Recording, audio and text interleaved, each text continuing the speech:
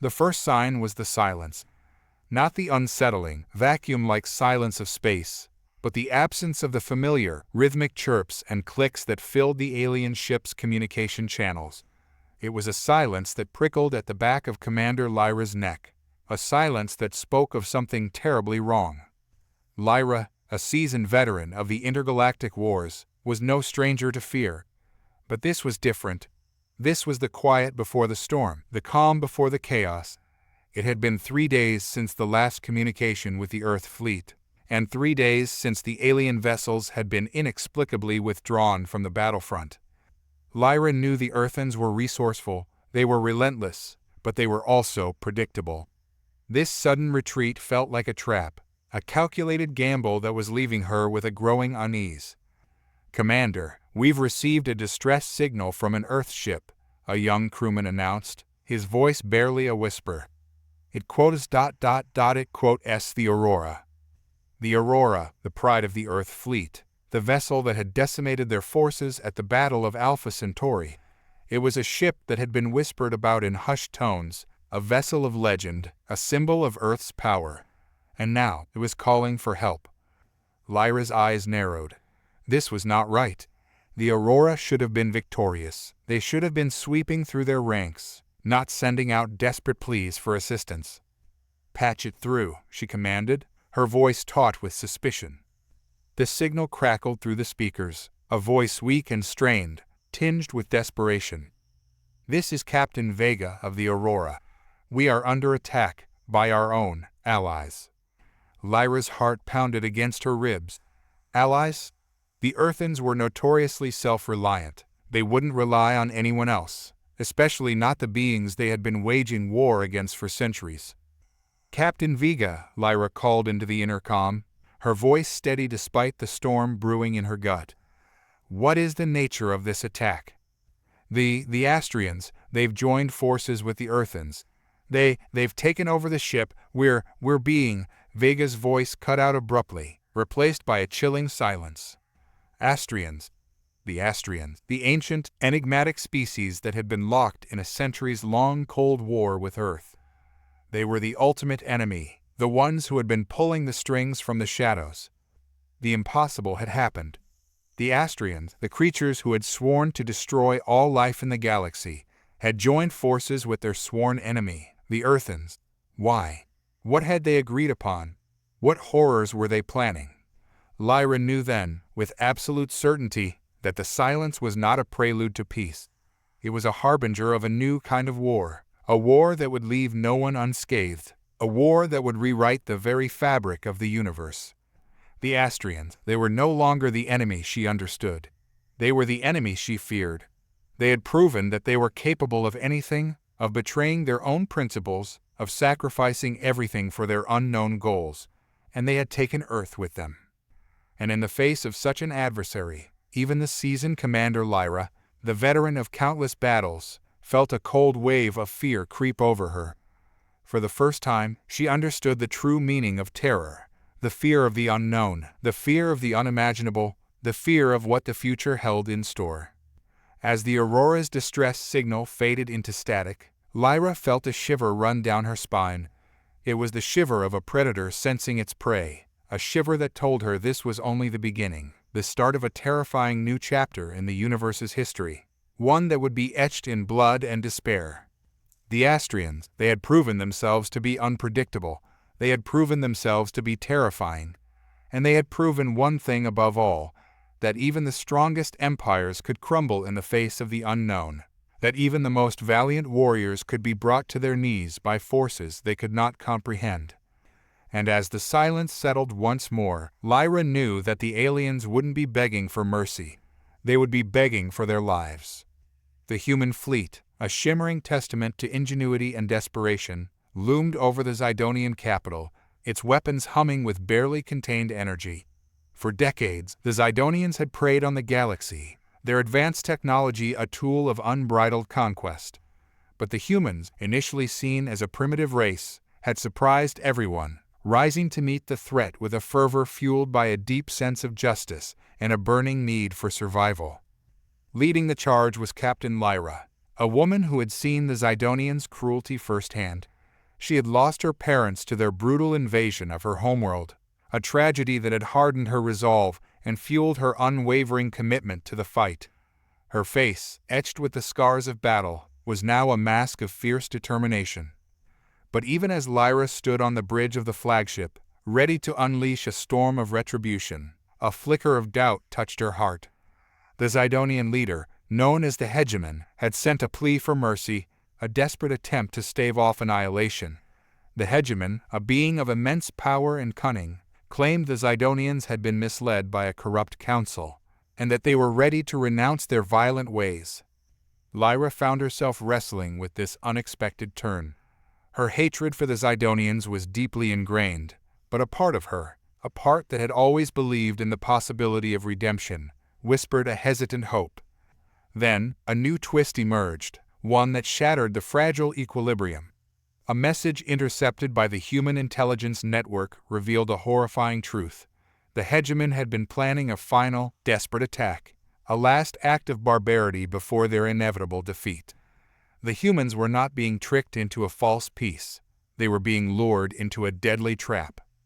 The weight of this discovery slammed into Lyra, crushing the fragile hope that had taken root. She knew the Zidonians would never truly repent. Their cruelty was woven into the fabric of their society, a festering wound that could not be healed. Lyra, once again filled with the righteous fire of a warrior, turned to her crew. "Prepare for the final assault," she commanded, her voice ringing with unwavering conviction. "We will not fall prey to their lies. We will show them the true meaning of justice." The human fleet, united in purpose, prepared to deliver the final blow. But Lyra, even as she planned the attack, felt a gnawing unease. The Zidonians had tasted defeat, but they were not yet finished. Their desperation might breed new horrors, and the humans had yet to face the full brunt of their fury. The war was far from over.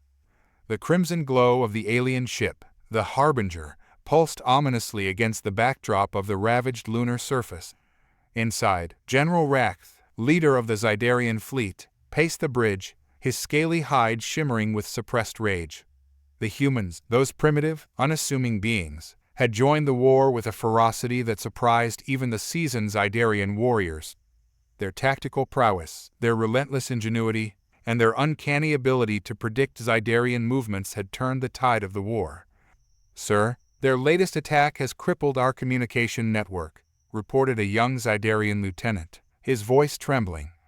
Rakth glared at the holographic map of the lunar battlefield, the human warships pulsing with an unsettlingly familiar blue light. The Zidarian fleet, once a formidable force, was now reduced to a scattered, desperate rabble. "We need to make contact, find out what they want," Rakth muttered, running a claw through his spiky crest. His pride, his confidence, were slowly eroding with each passing hour. He had always believed the Zidarians to be the superior species, but these humans were proving him wrong, shattering his carefully constructed worldview. His mind drifted to a memory, a vivid flashback of his first encounter with humans. A small, fragile human vessel, adrift in the cosmos, had somehow managed to intercept a Zidarian patrol.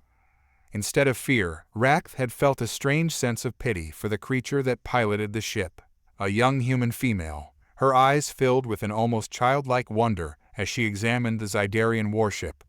He remembered her smile, her naive questions about their world, her genuine curiosity. He had underestimated her, underestimated them all. Suddenly, the bridge doors hissed open and a Zidarian officer, his armor scorched and his face pale, rushed in. "Sir," he stammered, "we have intercepted a human transmission. They're demanding an unconditional surrender." Rakth felt a chill run down his spine. The humans were not just powerful, they were ruthless. He had seen them fight, he had seen their capacity for destruction.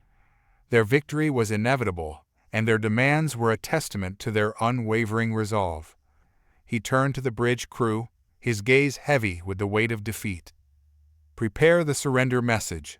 We will comply." He couldn't help but wonder, however, what the fate of his people would be. Would they be spared, Or would they face the same fate as the numerous worlds the humans had already subjugated? As he watched the human warships closing in on the Harbinger, he couldn't help but think about the young human woman, her naive curiosity, and the smile that he had so easily dismissed. He realized, with a pang of regret, that he had not understood her, that he had not understood them at all. He had underestimated their strength, their resilience, and their unwavering commitment to their cause. The humans were more than just primitive beings, they were the victors, and he, General Rakth, leader of the Zydarian fleet, was ready to face his fate. But then, the unthinkable happened. The human fleet did not move in for the kill. They did not fire. Instead, they circled the Harbinger, their warships pulsating with a strange blue energy. A message appeared on the bridge's holographic screen, a single word, a single question: why? Rakth looked at his officers, their faces reflecting his own confusion. Why? Why were the humans not annihilating them? Why were they asking for an explanation? He knew he had no answer. He had underestimated them once, and now he was staring into the abyss of his own ignorance.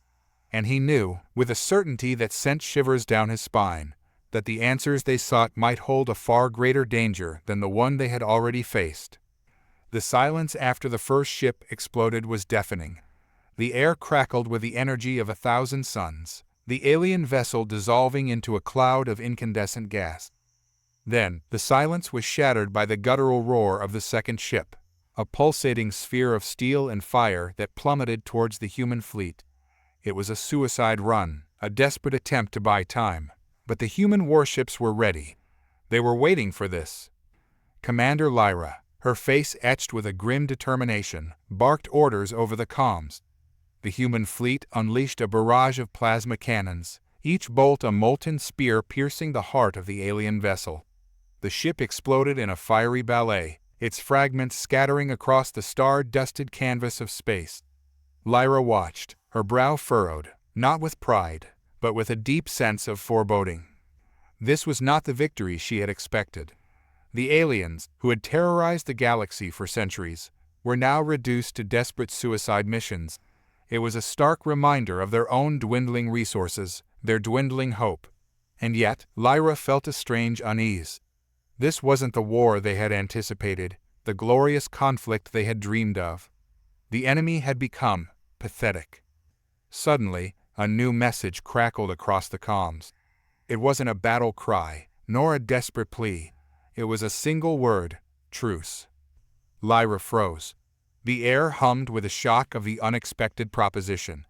The other commanders were whispering, their faces mirroring her own confusion. A truce? With these creatures? But as Lyra studied the communication, a chilling realization dawned upon her. It wasn't just a truce, it was a demand that the humans lay down their arms, surrender their weapons, and allow the aliens to take control of their planet. A chill ran down Lyra's spine. This wasn't a plea for mercy, but a threat veiled in a facade of peace. They were not asking for surrender, they were demanding it. And the tone of the message, it was not one of desperation, but of cold, calculated arrogance. It was as if they were already in control, as if they already owned Earth. Lyra's hand tightened around the armrest of her chair. The war had changed. It wasn't about survival anymore. It was about something far more sinister. It was about who controlled the universe. And the aliens, despite their losses, were not done yet.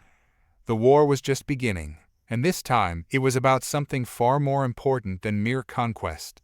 It was about power. The news of humanity's entry into the war against the Zydorians had sent shockwaves through the galaxy. The Zydorians, known for their cold, calculating strategy and terrifyingly advanced technology, had long held dominion over the surrounding star systems. To many, humanity's intervention felt like a suicide mission, a desperate act of defiance against an unstoppable force. But for Dr. Mina Ramirez, a brilliant astrophysicist who had always been fascinated by the Zydorians, it was a beacon of hope. Mina had spent years studying their civilization, fascinated by their complex social structure and their unique understanding of physics. However, her admiration turned to horror when she witnessed the Zydorians' brutal subjugation of other species, their insatiable hunger for power and resources. Mina's knowledge of the Zidorians was invaluable to the human war effort. She understood their weaknesses, their reliance on intricate energy fields, and the limitations of their supposedly invincible warships. She helped develop countermeasures, strategies, and weapons that exploited these vulnerabilities. Her work was crucial, but it also came at a cost. The more she learned about the Zidorians, the more she realized the complexities of their motivations. One day, while analyzing intercepted Zidorian communications, Mina stumbled upon a hidden message. It was a plea for help, a desperate message from a group of dissidents within the Zidorian hierarchy. They were appalled by their own government's brutality and sought to overthrow it. They were willing to ally themselves with humans, to offer their knowledge and resources in exchange for protection. This revelation presented a moral dilemma for Mina. On one hand, she knew the Zidorians were capable of immense cruelty. On the other hand, she recognized the potential of this alliance. It could be the key to ending the war, to preventing further bloodshed, and establishing lasting peace. However, the human military, led by the stoic General Riker, was skeptical.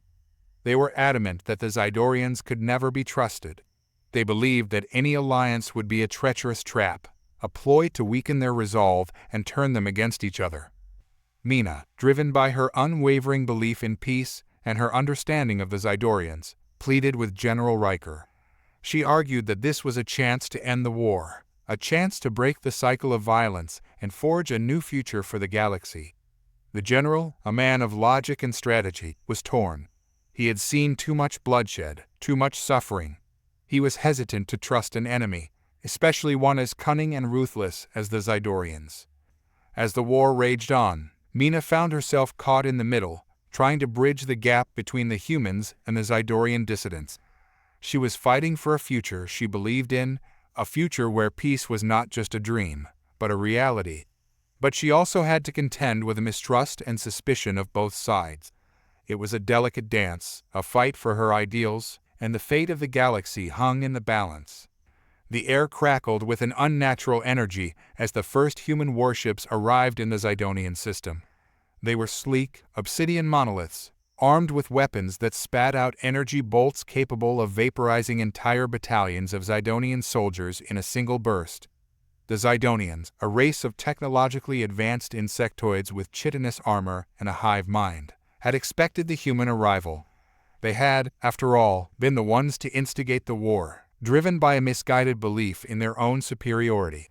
Now, however, facing the sheer firepower of the human fleet, they were starting to understand the gravity of their mistake.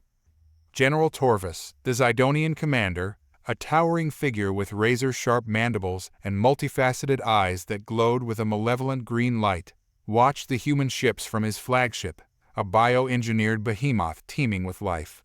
He had never seen such a display of raw destructive power. It was terrifying, yet a spark of hope flickered within him.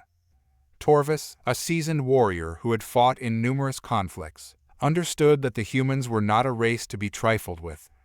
But he also knew that the human civilization was fractured, divided by internal conflict and a deep distrust of their own leaders. He had received intel from his spies, a group of Zidonian defectors who had infiltrated human society, that the human military was not entirely united behind the war effort. The humans were a puzzle, and Torvis, despite his initial disdain, found himself fascinated by them. They were a paradox, capable of immense brutality and great compassion, driven by both greed and a yearning for something more. He saw their flaws, their weaknesses, and he began to think he might be able to exploit them. But he had to act fast. The humans were relentless, their warships relentless hunters, and their tactics were brutal. The Zidonians were losing ground, their once impregnable defenses crumbling under the onslaught of human firepower. The defector, known only as Lyra, arrived on his flagship, her face a mask of worry. She was a former human scientist who had been disillusioned by the war and had joined the Zidonians in a desperate attempt to stop it. "General," she said, her voice low and urgent, "the humans are deploying their new weapon. It's a weapon of mass destruction." Torvis's mandibles clenched. "What do they call it?" "The Annihilator," Lyra said, her voice trembling. "It's a device designed to wipe out entire planets. It's insane." Torvis felt a chill crawl down his spine. This was a game changer. He had to do something, and he had to do it fast. The humans were willing to commit genocide, and the Zidonians were not prepared for such a drastic measure. He had to make them see reason, to show them that they had more to gain from peace than from annihilation. He called a meeting with his advisors, his voice resonating with a new urgency. He laid out his plan, a plan that was as audacious as it was dangerous. He proposed a daring mission, a suicide mission, to infiltrate the human flagship and disable the Annihilator before it could be unleashed. The advisors were horrified. Such a plan was unthinkable, suicide. But Torvis was adamant. It was their only chance, their only hope. He selected a small team of warriors, all of them Zidonians who had lost everything to the war, and entrusted them with the mission. The team was led by a young warrior named Xylo, a gifted strategist with a keen sense of tactics. He was a Zidonian who had lost his family in the war, his rage towards the humans burning hotter than any star. The mission was successful. The team, led by Xylo, managed to infiltrate the human flagship and disable the Annihilator, though at a heavy cost. Several Zidonians died in the process, including Xylo, but they managed to buy time that Torvis hoped would be enough to convince the humans to negotiate. Torvis, with Lyra by his side, prepared to make his plea for peace, but a new twist emerged. The humans, in their arrogance and hunger for power, had not only created the Annihilator, but also a backup device, one that was already on its way to the Zidonian homeworld. It was a preemptive strike, a weapon designed to eliminate any chance of Zidonian resistance, to eradicate their race from existence. Torvis had won a battle, but the war was far from over. He had bought time, but now he had to find a way to stop the second Annihilator. He had to find a way. The alien ship, the Cathara, pulsed with an eerie silence. Commander Lyra, her face etched with exhaustion, watched the human fleet converge on the star system. She'd been sent here to negotiate, to plead for peace, but her efforts had been met with cold, unwavering hostility.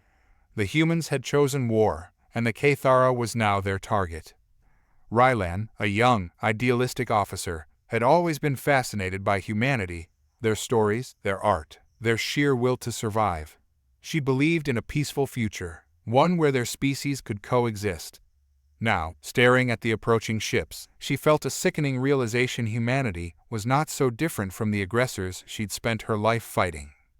She glanced at her first officer, the stoic, pragmatic Artak. He had never shared her faith in humanity, and he was now grimly preparing for the inevitable battle. "What are our options, Artak?" she asked, her voice barely a whisper. "We fight," Artak replied, his voice emotionless. "Or surrender." Rylan knew surrender was a death sentence. The humans wouldn't take prisoners. They were relentless, their victories brutal, their methods even more so. But fighting would mean the end of her people. She closed her eyes, the weight of her decision pressing down on her. Suddenly, a message flashed across the ship's console. It was from the human fleet. It wasn't a declaration of war or a demand for surrender, but a coded transmission, something strange and unsettling. "Rylan," Artak spoke, his voice laced with suspicion. It's a message from the humans, a coded one." Rylan's heart pounded. She knew of the humans' penchant for complex code. It took them several minutes, but they finally managed to decipher the message. It was a single, stark sentence: "We know what you've done." A chill ran down Rylan's spine. The humans knew something. But what? She had no idea what they could be referring to. Their actions, their war, all of it had been open and above board. There was no secret, no hidden agenda. "What does it mean, Artak?" Rylan asked, her voice trembling. Artak remained silent, his eyes fixed on the approaching fleet. Then, slowly, he spoke. "We have to find out, and we have to find out fast." The humans were relentless, their technology formidable, their tactics brutal. But the Cathara had one ace up its sleeve, a secret weapon, a technology hidden even from Rylan herself. The humans were unaware of this, but she knew it wouldn't be long before they figured it out. She had to make a choice that would determine the fate of her people, a choice that could bring them victory or lead to their annihilation. But before she could even consider her options, a new message flickered across the console. This time, it was not a coded message, but a direct transmission from the human fleet, addressed to Rylan herself. "Commander Rylan, we offer you a chance. Tell us what you know, and we will spare your people. We know of the Cathara's secret, and we know you are the key to unlocking it." Rylan's world stopped. The humans knew their secret, their hidden technology. They knew about the Cathara's true purpose. But how? She had no answers, but one thing was clear: she had to make a choice. A choice that could save her people or lead to their demise. She looked at Artak, and the question in her eyes was clear: what do we do? But before he could answer, a new message flashed across the screen, and this time it wasn't from the humans. It was a message from their home planet, a message that changed everything. It was a message that threatened to tear their world apart. The humans had not only discovered their secret, they had found a way to exploit it, a way to turn it against them. And worse, their allies, those they had always trusted, were now their enemies, turning against them, using the Cathara's technology against them. The Cathara, their ship, their hope, was now a target, not just from the humans, but from their own allies. Rylan knew she had to act, but The battle had raged for weeks, a cosmic ballet of lasers and missiles, the very fabric of space itself trembling under the strain. The human fleet, a motley collection of salvaged ships cobbled together from the ashes of a lost civilization, held its own against the seemingly endless onslaught of the Zidonian warships. But the tide was turning. The Zidonians, with their superior technology and unwavering resolve, were slowly but surely pushing the humans back, their victory seemingly inevitable. Among the human ranks, Captain Zara, a woman whose steely gaze hit a heart heavy with grief, fought with a quiet desperation. Her crew, a band of survivors she had carefully assembled, mirrored her resolve. They were the last line of defense, the sole bastion against the Zidonian advance. Their sacrifice was the only thing standing between the Zidonians and their insatiable hunger for conquest. One evening, a message crackled through the comms. The Zidonians, for the first time since the war began, offered a truce. The human fleet held their breath, their hope flickering like a dying flame. The Zidonians, it seemed, were weary of the war, their technology struggling to keep pace with the relentless human ingenuity. Zara, however, remained skeptical. What was the true reason behind this sudden change of heart? A delegation from the Zidonian flagship arrived, led by the imposing figure of General Thrax. He was a creature of obsidian scales and piercing red eyes, his every movement radiating an aura of cold, calculating intellect. He spoke of peace, of mutual understanding, of a future where humans and Zidonians could coexist. Zara listened intently, her eyes never leaving Thrax. He spoke with a chilling sincerity, his voice laced with a hint of vulnerability. He explained that the Zidonians were a dying race, their home planet ravaged by a plague they were powerless to stop. They had hoped to conquer Earth, to find a new home for their people, but the humans' resistance had proven them wrong. Zara's heart ached at his words. The Zidonians, these beings she had spent weeks fighting, were facing an even greater enemy: extinction. The weight of her decision pressed down on her. Could she trust their offer? Could she risk the lives of her crew on the promise of a false peace? As Zara pondered the Zidonians' proposal, a new voice crackled through the comms. It was a human, a woman, but one she had never heard before. Her voice was soft, laced with an almost ethereal calm. She spoke of a hidden message, one the Zidonians had inadvertently transmitted during their truce offer. This message, she claimed, held the key to the Zidonian plague, a cure that could save their people. The air crackled with tension. A new player had entered the game, and Zara knew that everything was about to change. She had to decide, and decide quickly. Would she trust this unknown voice, this potential savior? Or would she stick to the path she had chosen, the path of war and sacrifice? The fate of both her people and the Zidonians hung in the balance. The war, it seemed, was far from over. The towering alien vessel, its metallic hull scarred and smoking, trembled as it hurtled towards the planet. Inside, amidst the chaos of alarms and flashing red lights, General Zargoth, his scaled face etched with despair, watched the approaching Earth. His people, the Zargonians, had underestimated humanity. He had always believed their superior technology would secure victory. But the humans, despite their seeming fragility, had a tenacity that surprised even the most seasoned Zargonian warrior. The humans had brought a new weapon, a device that could disrupt Zargonian energy fields, rendering their ships almost defenseless. Zargoth had been warned about this weapon. He had even ridiculed the warnings, dismissing them as mere human bravado. Now, as his ship shuddered under the relentless bombardment, he realized his error with chilling clarity. He had led his people to the brink of annihilation. The human fleet, led by Commander Astrid, a woman known for her ruthlessness and tactical genius, was closing in. They had cut off their escape route, leaving the Zargonian ship no choice but to surrender. Zargoth had hoped for a swift, decisive victory. Now he faced a bleak future. He had lost countless comrades and his own ship was in ruins. His heart ached with a profound sadness, a feeling he hadn't experienced since the death of his brother during a raid on a neighboring planet. He stood before Commander Astrid, his scaled eyes filled with defeat. Astrid, her blonde hair pulled back in a tight braid, stood straight and firm. Her gaze was sharp, devoid of sympathy. She spoke in a voice that echoed the harsh reality of the situation. "General Zargoth," she said, her tone cold and unforgiving, "you have been defeated. Your people have shown aggression and violence. We offer no mercy." Zargoth, used to being the one who inflicted fear, felt a tremor of fear run through him.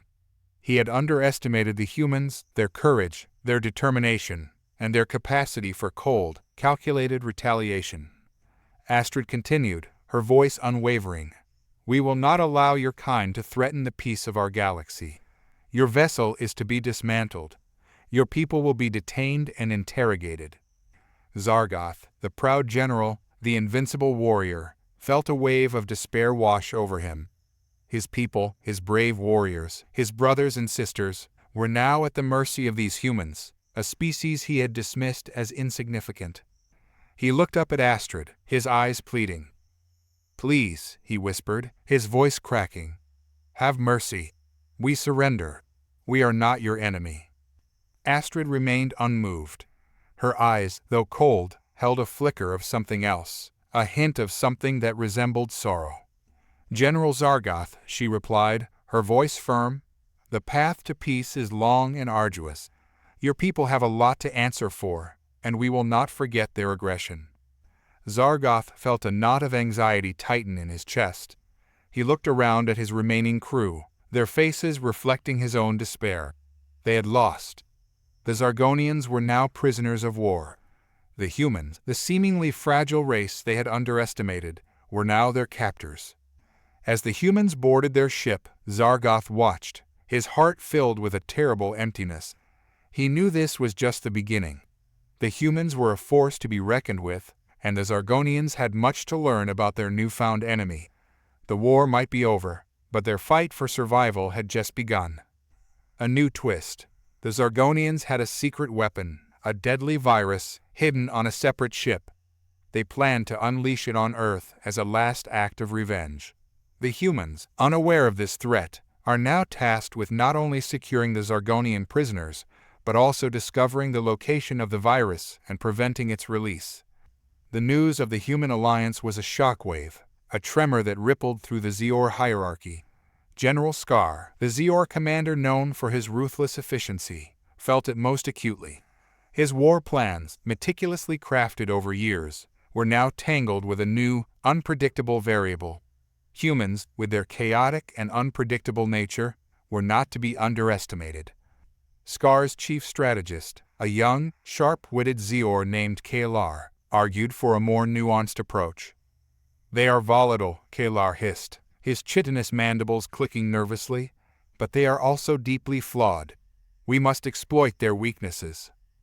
"Weaknesses?" Scar scoffed, his mandibles clicking with disdain. They're primitives, barely evolved beyond their barbaric instincts. Their technology is crude, their tactics reckless. Their technology is crude, but their ingenuity is boundless, Kalar countered. Their tactics may be reckless, but they are bold, fearless. They fight for their ideals, not just for conquest. Scar glared at Kalar, his 6 eyes narrowed. Ideals? What are these ideals? Freedom, Kalar said simply. They fight for the right to live their lives as they choose. They fight for their families, their homes, their freedom from tyranny. Scar remained unconvinced. Their ideals are meaningless. They are a plague, a disease that threatens our dominance. But deep down, a seed of doubt had been planted. Scar had seen firsthand the ferocity of the human soldiers in their skirmishes. Their relentless spirit, their willingness to sacrifice, it was a force he had never encountered before. It was a force that made him question the invincibility of his own kind. The new twist arrived in the form of a cryptic message, intercepted from the human fleet. It spoke of a weapon, a devastating weapon that could potentially turn the tide of the war. The humans called it the Sunstone, and it was rumored to be capable of unleashing unimaginable power. Scar, despite his arrogance, understood the implications of such a weapon. He ordered a full investigation, and Kalar was tasked with leading the intelligence gathering. Kalar, with his unorthodox thinking and his growing fascination with the humans, quickly realized that the Sunstone was not a mere weapon. It was a symbol, a rallying cry, a testament to human ingenuity and resilience. It was something that could inspire them to even greater heights, and something that could potentially unite the divided human factions. The Zior were facing a new kind of enemy, an enemy that was not only strong and resourceful, but also surprisingly complex and driven by motivations that were beyond their understanding. It was a new war, a war that would test not only their strength, but also their minds. The Zior were about to learn that their arrogance might be their undoing, and that mercy might be the only thing that could save them. The alien vessel, the Silentium, shuddered under the onslaught. Captain Lyra, her emerald eyes blazing with a fierce, unyielding determination, surveyed the damage on her console. The humans were relentless, their technology, despite its primitiveness, surprisingly effective. The Silentium had been designed for swift, silent strikes, not protracted battles. This was a war they hadn't planned for, a war that threatened to tear apart the very fabric of their society. Lyra had always believed in the superiority of their species, the Kalari, a race of beings who valued logic and reason above all else. But this war, this desperate, bloody fight, was turning her beliefs inside out. She saw the terror in the eyes of the younger crew, the raw fear that mirrored her own. They were all pawns in a game they didn't understand. The war began with a simple misunderstanding. A Kalari research vessel, venturing into a previously unexplored sector, accidentally stumbled upon a human mining colony. The Kalari, with their advanced technology, easily subdued the colony, but the humans, with their fierce sense of ownership and defiance, refused to yield. The Kalari, in their arrogance, misjudged the human spirit. They didn't understand the raw, primal instinct that burned within these beings, a fighting spirit fueled by the desire to protect their home. The Kalari, with their sleek, chrome warships, had underestimated the human ability to adapt and overcome. The humans, using their ingenuity, repurposed abandoned mining equipment, turning it into makeshift weapons capable of taking down Kalari ships. They were outnumbered, outgunned, but their courage, their unwavering determination, proved to be their strongest weapon. The worst part was that the Kalari Council, far removed from the fighting, still believed they were winning. They saw the human defiance as a sign of weakness, a futile struggle against inevitable defeat. They, in their blind pride, failed to see the human spirit, a force they were soon to learn was far more powerful than any weapon they possessed. As Lyra stared at the console, her heart pounding in her chest, she received a message from the Kalari Council. The message was short, cold, and devoid of any empathy: capitulate or face annihilation. Lyra felt a chill run down her spine. Annihilation. The thought of their entire civilization being wiped out by a species they had so easily dismissed filled her with a deep, primal fear. But then, as the first human ship burst through the Silentium's shields, Lyra noticed something strange. The human weapons, instead of the usual barrage of missiles and lasers, were firing a beam of light, unlike anything they had seen before. The beam enveloped the Silentium, and Lyra felt a surge of energy coursing through her veins, a feeling of peace and serenity, unlike any she had ever experienced. The human ship, instead of attacking, was sending a message of peace. The humans were offering them a chance to end the war, to talk, to negotiate. Lyra, despite the fear that still gnawed at her, knew this was a chance she couldn't ignore. She sent a message back to the Council, a plea for peace, a plea for understanding. She knew it was a risky move, but as the beam of light enveloped the Silentium, she felt a glimmer of hope. Hope that maybe, just maybe, they could end this war and find a way to coexist. This was a chance for peace, a chance for understanding, a chance for both species to learn from their mistakes. But as Lyra awaited a response from the Council, a new complication arose. The Silentium sensors detected a strange energy signature approaching at an alarming speed. This was no ordinary human ship. This was something far more powerful, something far more dangerous. A new threat, a new unknown, was about to enter the fray, and Lyra knew that this was just the beginning. The crimson sun of the planet Xylos hung low, casting long, ominous shadows over the battlefield. The air crackled with the energy of countless laser blasts, each one a testament to the human-alien conflict that had raged for months. The humans, a small force of seasoned veterans led by the stoic, battle-hardened General Thorne, held their ground with a ferocity that surprised even their own allies. The Xylos, a reptilian species with powerful psychic abilities, were known for their ruthless tactics and disregard for human life. Yet, the tide of the battle was shifting. The humans, armed with advanced technology and unwavering determination, pushed back the Xylos, forcing them to retreat. The Xylos were on the verge of defeat, their psychic abilities faltering under the constant barrage of human weaponry. Then, a new sound filled the air, a high-pitched, almost mournful wail. The humans froze, weapons lowered. From the retreating Xylos' ranks emerged a slender figure, draped in a shimmering purple cloak. He approached the human lines, his head bowed, hands raised in a gesture of surrender. This was Xylos' high priest, a figure of immense power and authority, shrouded in mystery and fear. He was the source of the Xylos' psychic abilities, a conduit for their connection to the universe. His presence on the battlefield was unprecedented, and the reason for his surrender baffled the humans. We beg for mercy," the high priest rasped, his voice carrying a strange, ethereal resonance. "Our people have been driven mad by the war. We have lost our way, our connection to the cosmic harmony. But we are not beyond redemption. We seek your guidance, your wisdom." General Thorne, a man who had seen countless horrors and felt no mercy for the Xylos, was stunned. The high priest's words, though uttered in the language of the Xylos, resonated with a power that transcended words. He saw the desperation in the high priest's eyes, felt a flicker of something akin to remorse. But something else was stirring in the shadows of the battlefield, a presence that made the hair on the back of his neck stand on end. As the human troops held their fire, a new force materialized out of thin air, its silhouette cloaked in a swirling vortex of energy. It was a being of pure darkness, a monstrous entity with eyes like burning embers and a voice that echoed like thunder. "The high priest speaks of surrender, but the true enemy is here," it boomed, its words causing the very ground to tremble. "The humans are tools, puppets of the cosmic forces that threaten to destroy this universe. Their victory is but a prelude to a far greater darkness."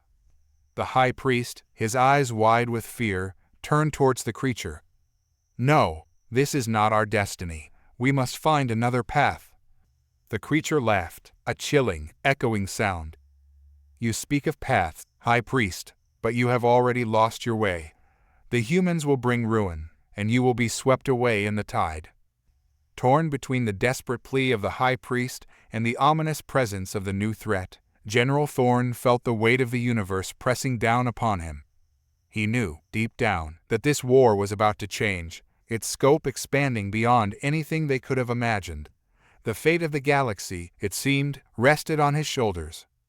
The air crackled with the hum of energized shields as the human fleet, a stark contrast to the sleek, organic designs of the Xylar, slammed into the enemy's defenses. Captain Zara, her eyes blazing with a fierce, unwavering resolve, monitored the tactical display. The Xylar, a species known for their technological prowess, had been fighting a losing war against the relentless, insectoid Xyl for decades. When humanity, with its own brutal history of conflict, joined the fray, the tide had shifted. But Zara knew that the enemy was far from defeated. She glanced at Commander Kale, a veteran of countless battles, his face etched with the lines of experience. "They're retreating," Kale said, his voice a low rumble. "But they're leaving behind something." Zara squinted at the sensor readings. "A bomb." "No," Kale replied, shaking his head.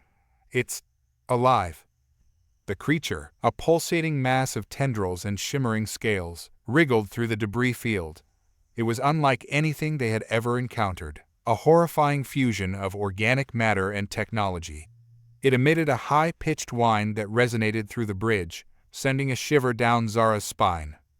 "What is it?" Zara demanded, her voice strained. Kale's eyes widened. "I don't know, Captain, but I'm sensing a connection." Before Zara could question him further, a voice crackled over the comm system. It was the Xylar leader, his voice trembling with fear. "It's the Xyl's ultimate weapon," he said, his words laced with desperation. "The swarm. It will consume everything in its path." Zara's heart sank.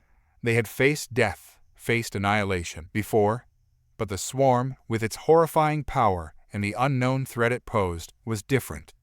It was a force that defied all logic and comprehension. "What do we do?" Kale asked, his voice echoing the fear that was now creeping into Zara's own heart. Zara stared at the tactical display, the pulsing mass of the swarm growing ever larger. "We fight," she said, her voice resolute. "We fight until there's nothing left to fight for." The battle raged on, a desperate, chaotic struggle for survival. But the swarm, a relentless force of nature, was unstoppable. It devoured the Xylar ships, their sleek hulls melting under its touch. It tore through the human fleet, leaving behind only a trail of destruction. Zara, her face grim, watched as the swarm approached. She knew that this was the end, but she refused to go down without a fight. She ordered her crew to engage, to fire everything they had. As the first shots struck the swarm, it pulsed with a strange energy, a wave of raw power that rippled across the battlefield. Zara felt it, felt the fear that gripped the hearts of her crew, the fear that threatened to consume them all. Suddenly, a blinding light erupted from the swarm. The entire fleet was bathed in a searing, white-hot glow. Zara saw a vision, a tapestry of chaos and destruction, of a future where both the Xylar and humanity were extinct. And then, just as suddenly, the light faded. The swarm was gone, vanished. Silence. A deafening, oppressive silence. Zara looked at her crew, their faces etched with a mixture of relief and disbelief. They had survived. But at what cost? A low hum emanated from the depths of the Xylar flagship.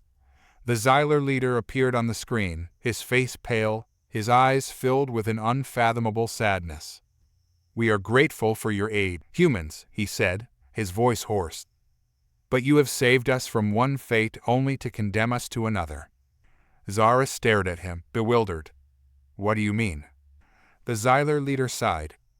"The swarm, it was not a weapon, it was a messenger."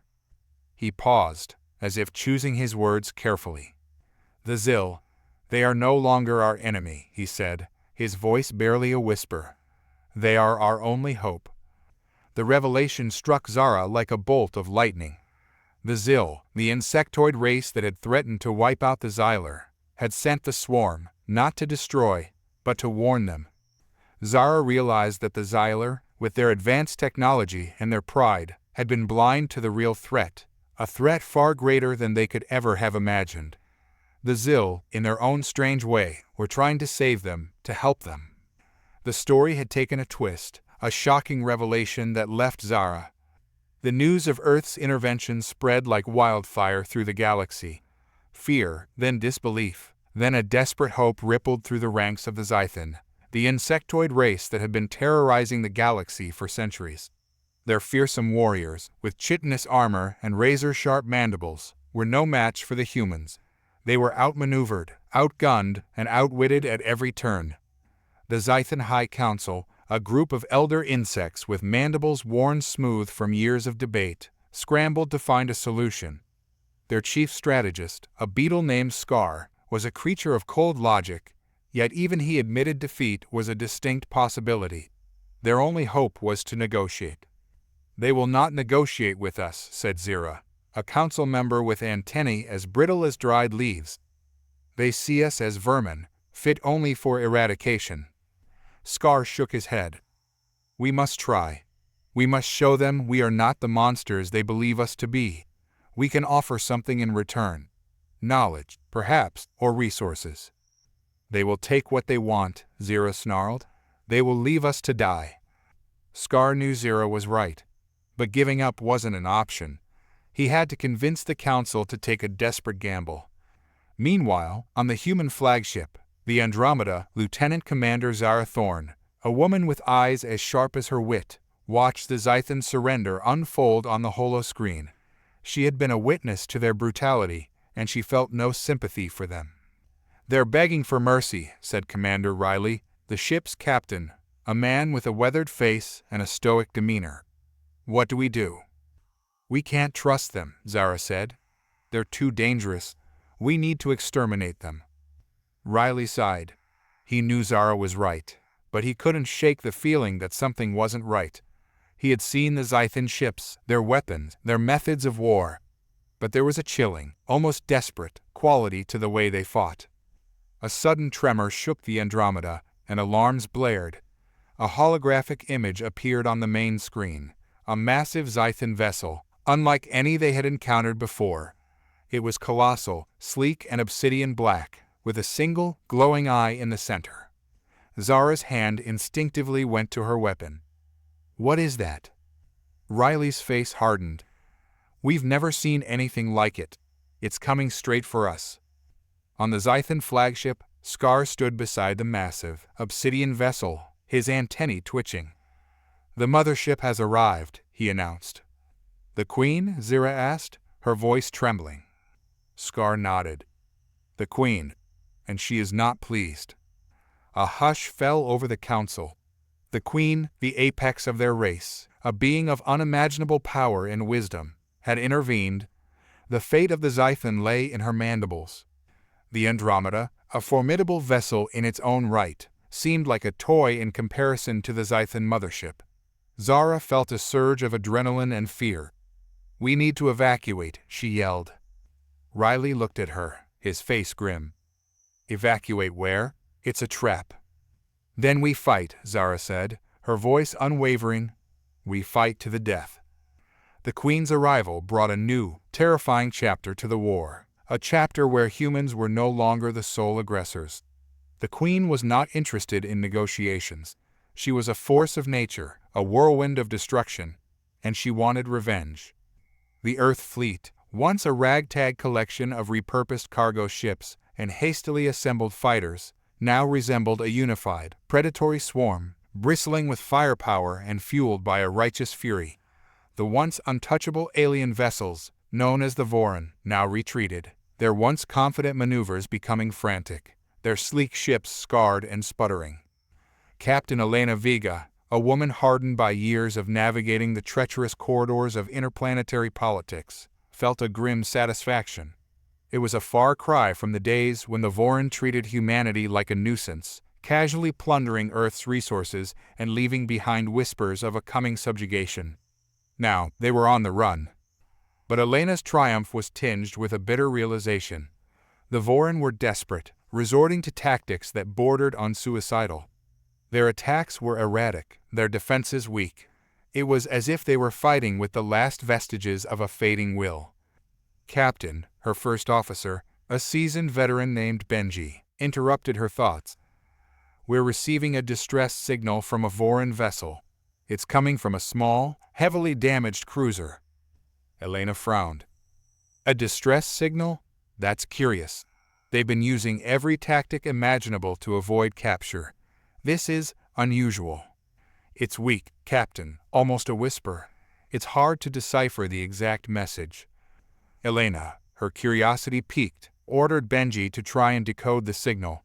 As she watched the technician struggle with the transmission, she couldn't shake the feeling that something was terribly wrong. The Vorin were not known for their mercy or compassion. Why would they send a distress signal, especially to the enemy? The answer came in the form of a holographic projection, flickering and distorted. It was the face of a Vorin, his features alien, yet strangely familiar. He spoke in a guttural language, his voice strained. "We surrender," he said, his voice trembling. "We beg for mercy. We have been betrayed." Elena felt a shiver crawl up her spine. Betrayal? What could the Vorin be talking about? "Captain, we've managed to translate the message," Benji said, his voice tight. "The Vorin are saying they were attacked by a third party, a species they call the Zihar. The Zihar are apparently much more powerful and brutal. They forced the Vorin into attacking Earth, claiming they were gathering resources for a future invasion. Now, the Zihar have turned on the Vorin, leaving them to be destroyed." Elena stared at the holographic image of the pleading Vorin, the weight of the revelation pressing down on her. The Vorin, the enemy she had fought so hard against, were now victims, pawns in a larger, more sinister game. The implications were staggering. If the Zihar were capable of manipulating the Vorin, what were they capable of doing to humanity? And what were their true intentions? As the holographic image flickered and faded, Elena knew that this was only the beginning. The war had changed, the battlefield expanded, and a new, more terrifying enemy had emerged. And the fate of humanity, once again, hung in the balance. The alien ambassador, Tilar, bowed his head low, his chitinous carapace scraping the polished floor of the United Earth Council chamber. It was a humiliating gesture for a being who had once commanded an entire fleet of warships. He looked up, his multifaceted eyes reflecting the harsh lights above, and spoke, voice raspy and strained. "We, the Zarkan, plead for mercy. We underestimated your resolve, your tenacity. We regret the harm we have inflicted on your world." The faces around the table were a tapestry of expressions: anger, suspicion, grief. A young woman, a scientist named Dr. Lena Richards, slammed her fist on the table. "Regret? Your regret has cost us millions of lives, entire cities reduced to rubble, families torn apart." Lena's anger resonated with the others. It had been a year since the Zarkan had invaded, their technologically advanced weapons decimating Earth's defenses. But the humans, driven by a primal will to survive, had fought back. They had adapted, innovated, and finally, with a desperate gambit involving a weaponized solar flare, forced the Zarkan to retreat. Now, the aliens, their fleet crippled and their homeworld under threat of retaliation, were begging for a truce. "There is no place for forgiveness," the council leader, a wizened man named General Celis, stated coldly. "You are to be held accountable for your crimes. Prepare to be judged." Tilar remained silent, his large, bulbous head bowed. He knew the humans were capable of unimaginable cruelty, but there was a glimmer of hope in his eyes. They were desperate, but they were also adaptable, resourceful, and Tilar had a plan. As the council debated the Zarkan's fate, a tremor shook the room. A shrill alarm blared, interrupting the proceedings. The holographic displays flickered, displaying a horrifying sight. A new, unknown fleet, its ships shaped like colossal manta rays, was approaching Earth at an alarming speed. The aliens, bearing the symbol of the Cathara, a race known for their ruthlessness and insatiable hunger for conquest, were on their way. The Zarkan, it seemed, were not the only threat. Panic rose in the chamber. The Zarkan, despite their crimes, were now a potential ally. Tilar, his head still bowed, took a deep breath and spoke. "We are not your enemy. We, the Zarkan, have a common enemy. We can help you. We know their tactics, their weaknesses." The council looked at each other, their faces etched with doubt. but the fear in their eyes was undeniable. The Zarkin, once their enemy, now stood as their only hope. The room grew silent, the weight of the decision hanging heavy in the air. The future of humanity, it seemed, was now in the hands of the very aliens they had just tried to destroy. The news of humanity's entrance into the war against the Zinth was met with a mixture of relief and dread. Relief, because the Zinth had been pushing relentlessly, their relentless technological advantage slowly, but surely chipping away at the remaining free worlds. Dread, because the humans were known for their fierce, often brutal, methods of warfare. Captain Lyra, a seasoned pilot with a cool head and a sharp tongue, watched the news feed flicker on her ship's console. She had lost friends to the Zinth, and she felt a deep, abiding hatred for the insectoid race. But she also felt a nagging unease. The humans were ruthless, yes, but they were also driven by a sense of righteous fury that could easily boil over into barbarity. Lyra's second-in-command, the quiet but meticulous Lieutenant Cole, placed a hand on her shoulder. "You all right, Captain?" Lyra turned to him, a wry smile playing on her lips. "Just thinking, Cole. I wonder if the Zinth are as scared of us as we are of them." Cole's face remained impassive. "Their surrender was swift, Captain. It seems they are." But Lyra couldn't shake the feeling that something was amiss. The Zinth had always been a proud, stubborn race. Their surrender, while sudden, was too easy. It felt like a trap. Days later, their suspicions were confirmed. A distress call came in from a human colony, far on the edge of the known galaxy. It was a trap. The Zinth had baited the humans into a vulnerable position, ready to unleash a devastating attack. Lyra felt a cold knot of fear constrict her stomach. "Get us to that colony, Cole, now." As they hurtled towards the colony, Lyra's mind raced. They were vastly outnumbered, and they were walking right into a Zinth ambush. The only hope was to turn the tables. "Cole, I need you to get me the blueprints for the Zinth's new weapon, the Star Devourer. It's the key to their offensive power." Cole nodded, his fingers flying across the console. "They're heavily encrypted, Captain, but I can crack them." The ship arrived at the besieged colony just as the Zinth were launching their attack. The humans were fighting valiantly, but they were outmatched. The Star Devourer, a massive, pulsating sphere that could devour stars and siphon their energy, was spewing destruction. Lyra looked at the screen, her heart pounding. "Cole, how much longer?" "Just a few more minutes, Captain." "Good. Get ready to launch a counterattack." Lyra's eyes narrowed, a steely glint in them. She had a plan, a risky one, but the only one they had. They needed to seize control of the Star Devourer and use it against the Zinth. "Cole, I'm going to need you to take the helm," she said, her voice cold and sharp. "I'm going to make a run for the Star Devourer." Cole stared at her, stunned. "But Captain, that's suicide." Lyra gave him a resolute nod. "Do it, Cole. This is the only chance we have." And so, Lyra, with Cole's unwavering support, launched her daring plan. She knew the risks, but she also knew she had to try. She had to save the human colony, and she had to avenge her fallen comrades. The fight was fierce, and Lyra was pushed to her limits. But in the end, her courage and determination prevailed. She managed to infiltrate the Star Devourer, and with Cole's help, she managed to reprogram it, turning the Zinth's weapon against them. The Star Devourer roared to life, its energy now focused on the Zinth fleet. The Zinth ships were caught by surprise, their own weapon turned against them. They were decimated, their fleet scattering in disarray. The humans, freed from the siege, erupted in cheers. But as they celebrated, Lyra stood alone, her face grim. She had saved them, but she knew this was only the beginning. The war was far from over, and she knew that the Zinth would be back, more cunning and more desperate than ever. She turned to Cole, who was looking at her with admiration and a hint of fear. "It's not over, Cole. It's just the beginning."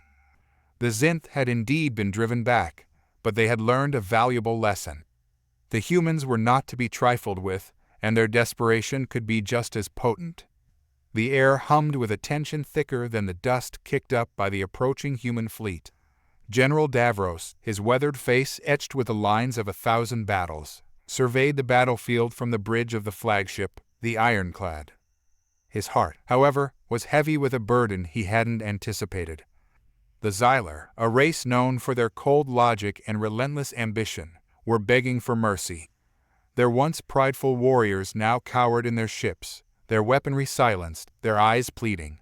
Davros, however, wasn't a man known for compassion. He was a soldier, forged in the fires of countless wars, and he had sworn to defend his people, the Terrans, to the last breath. But something had shifted within him. He saw the Xylar not as a monolithic threat, but as individuals, terrified and desperate. He saw their children, cowering in the shadows, their eyes reflecting the fear that mirrored his own. He remembered the face of his daughter, now lost to a Xylar invasion decades ago, and the grief that had hardened his heart. General, Lieutenant Rika, a young woman with a fiery spirit, interrupted his reverie. The Xylar are attempting to establish contact.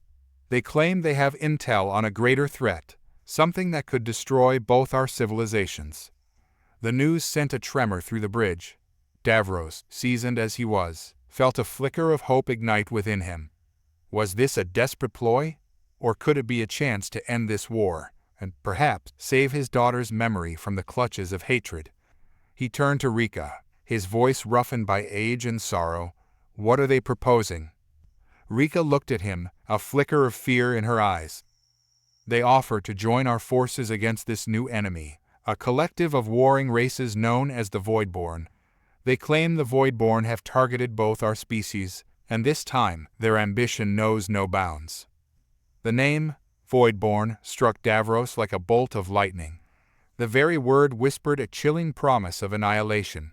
He had seen firsthand the havoc the Xylar could wreak, but the prospect of a force capable of wiping out entire civilizations sent shivers down his spine. The bridge fell silent, each man and woman grappling with the implications of the Xylar's offer. The very air inside the flagship seemed to hum with a tension that threatened to explode. Davros knew he had a decision to make, one that could shape the fate of his people, of both species, of their worlds.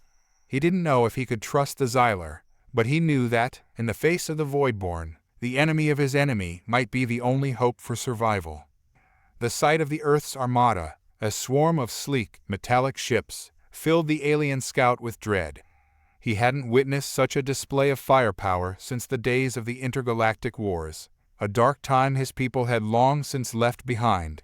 He sent a panicked message back to their cruiser. They're here. The humans are here. The alien cruiser, a hulking vessel of shimmering obsidian, pulsed with panicked energy. Captain Rith, a being of pure energy, his form shifting like a constantly morphing nebula, felt a surge of fear unlike anything he'd ever known. This was not a fight they could win. Report, Rith demanded, his voice a wavering symphony of ethereal tones. Their technology, Captain.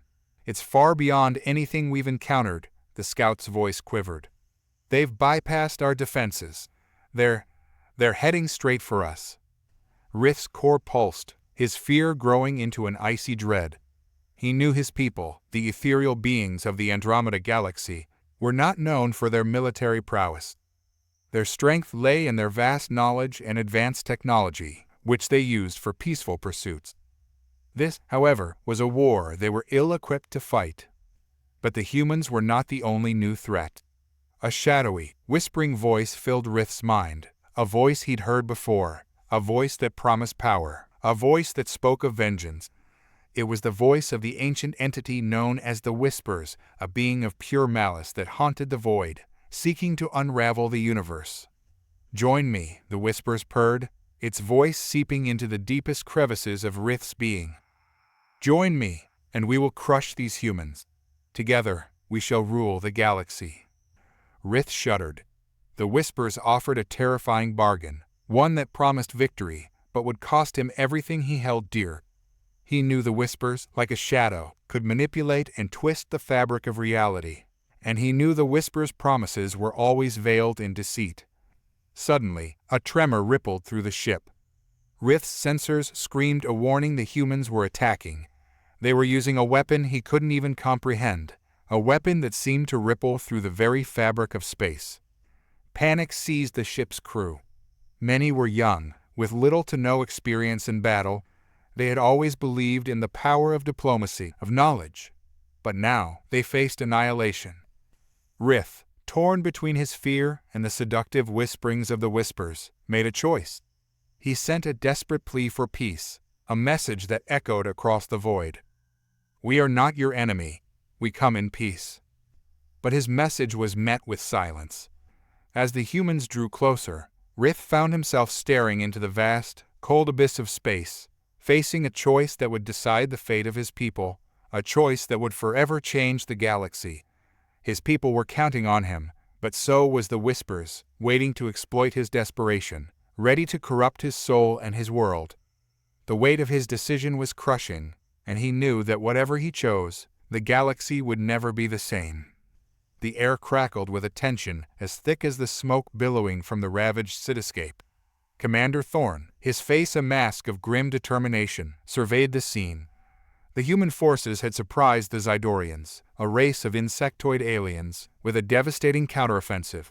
The Zydorians, once invincible in their technology, were now retreating, their once proud ships reduced to smoldering wrecks. Yet, Thorn felt no sense of victory. He wasn't a soldier by choice. Once a respected astrophysicist, he had been drafted when the Zydorians invaded, their initial demands for Earth's resources met with defiance. Now, standing amidst the wreckage, he saw the horror of war laid bare. The Zydorians were relentless, their hive mind a terrifying force. But they were also desperate, their pleas for mercy echoing through the battlefield. Commander, a young lieutenant, Harper, approached, her face pale. "We've intercepted a coded message from the Zydorian flagship. They're offering a truce." Thorn's brow furrowed. A truce? After everything? The Zydorians had slaughtered millions, ravaged entire planets. He knew the Earth's leaders were determined to push for their complete surrender. "What are the terms?" he asked, his voice tight. "They claim their queen, the matriarch, is critically ill. They need access to Earth's advanced medical technology." The message sent a chill down Thorn's spine. This was unexpected. The Zydorians, so arrogant, so merciless, were now begging for help. It seemed impossible, yet the data confirmed it. The matriarch was the heart of their hive mind, the source of their power. If she died, the Zydorians would crumble. Suddenly, a flicker of a familiar thought crossed his mind. He remembered a research paper he had written, a theoretical solution to a deadly alien disease. It was a long shot, but it was the only thing that might save the matriarch, and perhaps save humanity from a war they could not win. Thorn made a decision, one that went against his orders, his training, his instincts. "Tell the Zydorians we're willing to negotiate," he said, his voice betraying a hint of the hope he felt. The journey to the Zydorian flagship was fraught with tension. Thorn, accompanied by a small team of medics and a lone Zydorian envoy, found himself staring into the abyss of the alien ship, a monstrous structure of metal and glass, its broken antennae resembling the broken limbs of a fallen god. He met with the Zydorians, their segmented bodies and multifaceted eyes a stark contrast to the human form. The envoy, a high-ranking Zydorian warrior, spoke through a translator, his voice devoid of emotion. "We are desperate," he said. "The matriarch's life hangs in the balance. Only your technology can save her." Thorn presented his research, the theoretical cure to their queen's illness. It was a gamble, but it was their only hope. "If this works," he said, "perhaps we can find a way to coexist." The Zydorians, used to seeing only defiance and fear in the eyes of their enemies, saw something else in Thorn's eyes, a flicker of compassion, a glimmer of hope. But just as the negotiations began to take a promising turn, a new complication arose. A rival Zydorian faction, the Renegade Collective, had seized control of a significant portion of the Zydorian fleet. The Collective, known for their ruthless tactics and their disdain for human life, had declared war against their own people and against Earth. Now, Thorn faced a difficult choice. Would he trust these desperate, ailing beings to honor a truce, or would he fight a war against two enemies, each more terrifying than the last? He knew this was only the beginning, a new chapter in a conflict that threatened to consume both species. And he, a reluctant warrior, found himself standing at the precipice of an unknown future, forced to make choices that would shape the fate of two worlds. The initial shock of humanity's sudden entrance into the galactic war had given way to a grim realization. The Xylorians, a race of technologically advanced insectoids known for their brutal efficiency, were in retreat. Their formidable fleet, once a terror across the known galaxy, was now a patchwork of smoking wreckage, their once perfect formations now chaotic and desperate. Among the Xylorian command, fear was a palpable entity. General Zirel, a creature of cold logic and ruthless efficiency, now found himself wrestling with a new emotion: fear. He had always believed in the Xylorian superiority, in their unwavering logic and cold, calculating approach to warfare. Now, facing the ferocity and unpredictable nature of humanity, he felt a tremor of doubt creep into his mind. The human fleet, a hodgepodge of cobbled-together ships and makeshift weaponry, fought with a reckless abandon that defied logic. They were like a pack of wild animals cornered, their desperation fueling their attacks. They used tactics that were utterly illogical, yet strangely effective. Their weapons, crude and primitive by Xylorian standards, seemed to possess a strange, almost sentient quality, adapting and learning as the battle raged. But the Xylorians were not without their own weapons. General Zirel's flagship, the Dreadnought, still boasted the most advanced weapons in the galaxy. The Xylorians had a trump card, a weapon of unimaginable power, a weapon that could obliterate entire planets. It was a weapon of desperation, a weapon that Zirel had sworn he would never use. However, the tide of battle was turning. The human forces, despite their losses, were relentless, pushing the Xylorian fleet back further with each passing moment. General Zirel knew he had to make a choice. He could use the weapon, obliterate the human fleet and claim victory, but at the cost of destroying countless innocent lives. Or he could surrender, accept defeat, and risk the Xylorian Empire's fall. The weight of the decision pressed down on him. He looked across the battlefield, watching the human ships, the chaotic, yet surprisingly effective maneuvers, the fiery determination in their eyes. He saw a mirrored reflection of his own people, a desperate fight for survival. A new wrinkle in the conflict emerged. The Xylorian Empire, as it turned out, was not a monolith. A dissent faction, known as the Harmony, had been watching the conflict unfold. They believed that the Xylorian way, built on cold logic and ruthless efficiency, was flawed. The Harmony sought a different path, one built on understanding and cooperation. They saw in the human desperation a reflection of their own struggle for change within the Xylorian Empire. The Harmony contacted the human fleet, offering an unexpected alliance. They pledged their support, promising to disrupt the Xylorian war effort from within. The humans, initially skeptical, found themselves intrigued.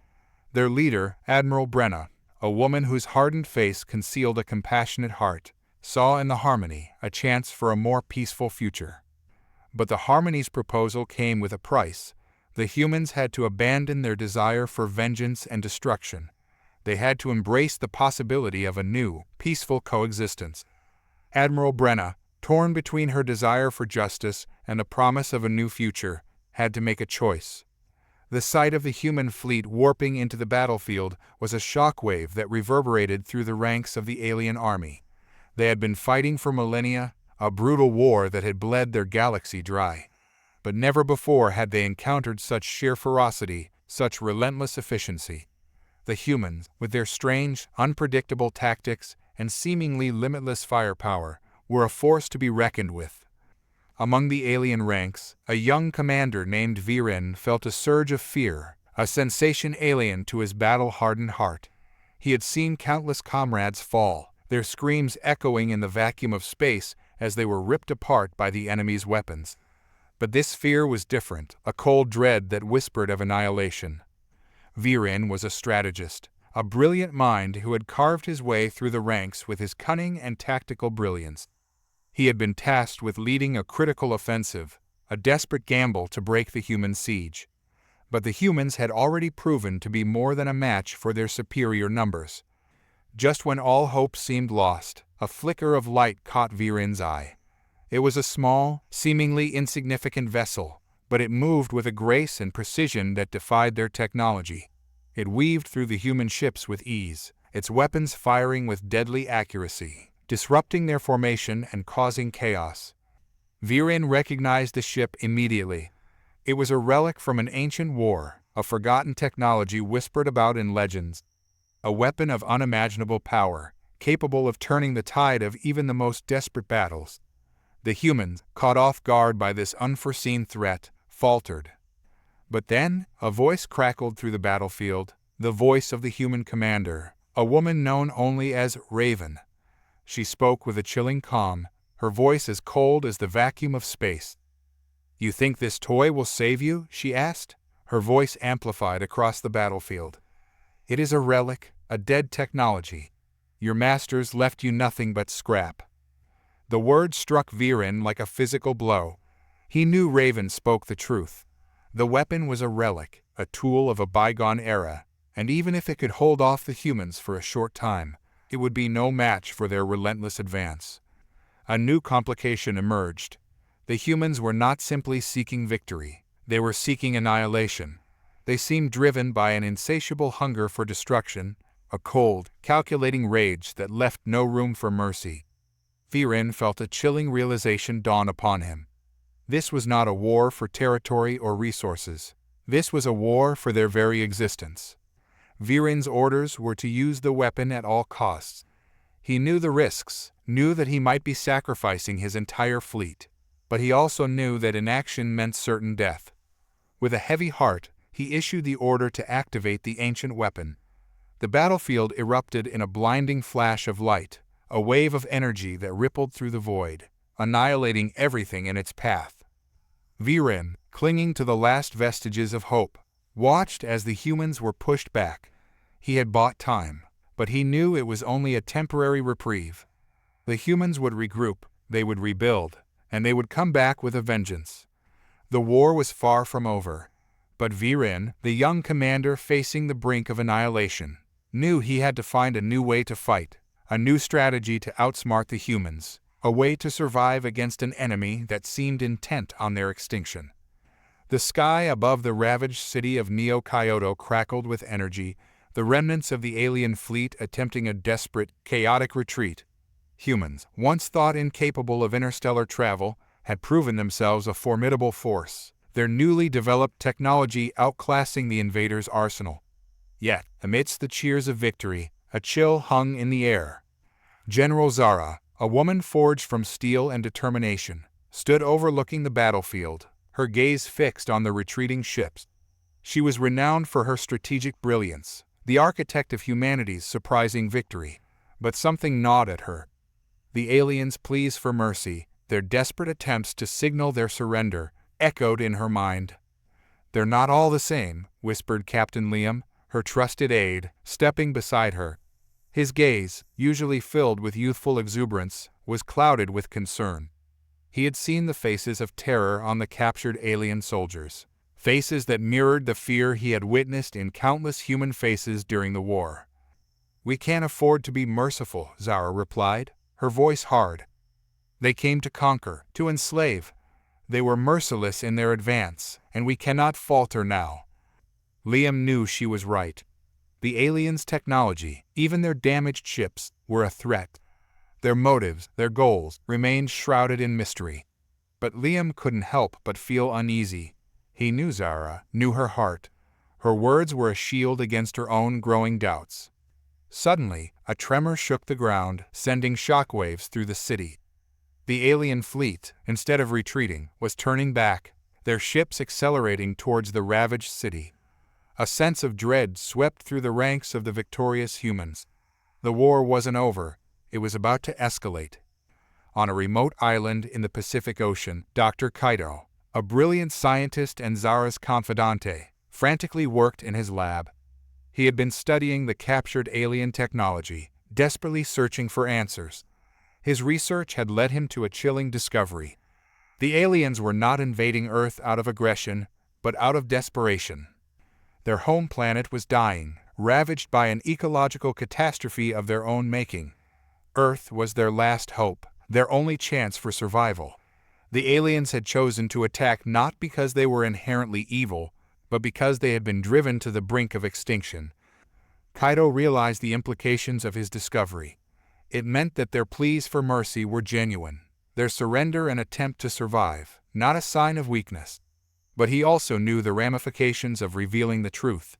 Would humanity be willing to share their world, to risk their own survival, for a species that had already caused so much destruction?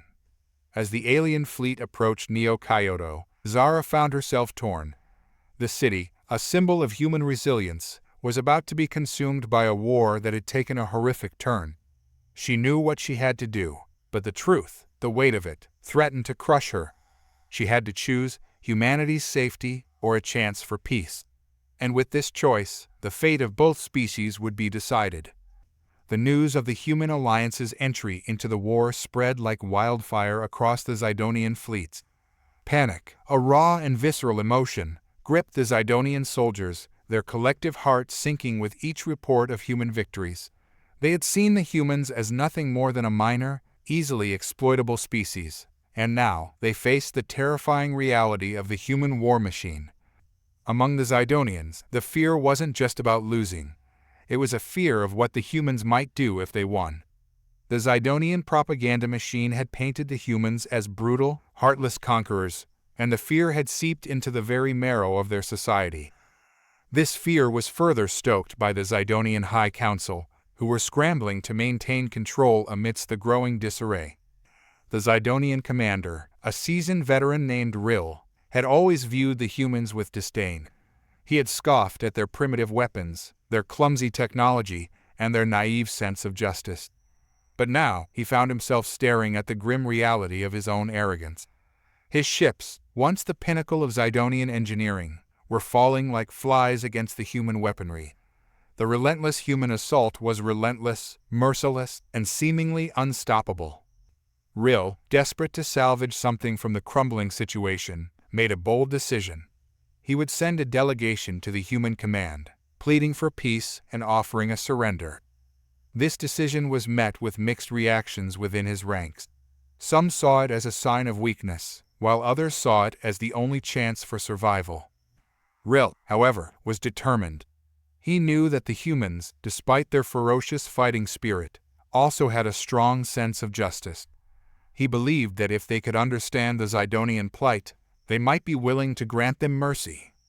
He selected two of his most trusted officers for the delegation, a young, idealistic strategist named Zareen and a battle-hardened veteran named Verk. The two were polar opposites, but Rill believed their contrasting viewpoints would offer a balanced perspective to the humans. Their journey to the human command was fraught with danger. They had to navigate treacherous space lanes, dodging human patrols and the relentless fire of the Zidonian High Council, who saw this delegation as an act of treason. They finally reached the human flagship, the Leviathan, a massive vessel that dwarfed even the largest Zidonian ships. Their meeting with the human commander, a woman with steely blue eyes and a no-nonsense demeanor, was tense. She listened to their plea for mercy with an unreadable expression. As they laid out their case, however, a new complication emerged. The human commander recognized Zareen. She had known Zareen's family, a renowned group of Zidonian scientists, who had been responsible for developing the very weapons used against the humans. Zareen's father had even played a significant role in the design of the Zidonian ships. The human commander's recognition of Zareen's family lineage cast a shadow over their plea. Was this a cunning ploy? A desperate attempt to exploit personal connections for their own survival? Zareen, caught off guard, could only offer a stammered explanation, her voice trembling with fear and desperation. The human commander, seeing Zareen's genuine distress, seemed to soften slightly. She knew Zareen had no part in her family's actions. Yet, she still needed to see if the Zidonians were truly willing to atone for their past actions. The decision to accept or reject the surrender was now hanging in the balance. The fate of the Zidonian race, the future of the war, and the legacy of both species rested on this one decision. The human commander, with her steely gaze and resolute demeanor, held the power to grant mercy or pronounce judgment. The weight of history rested on her shoulders. The news of the human intervention in the galactic war spread like wildfire. For millennia, the Zidorians had been content to observe from afar, their technological superiority a silent threat. Now, with the humans joining the fray, the scales had tipped. The Zargothians, a race of insectoid warriors known for their relentless aggression, were reeling.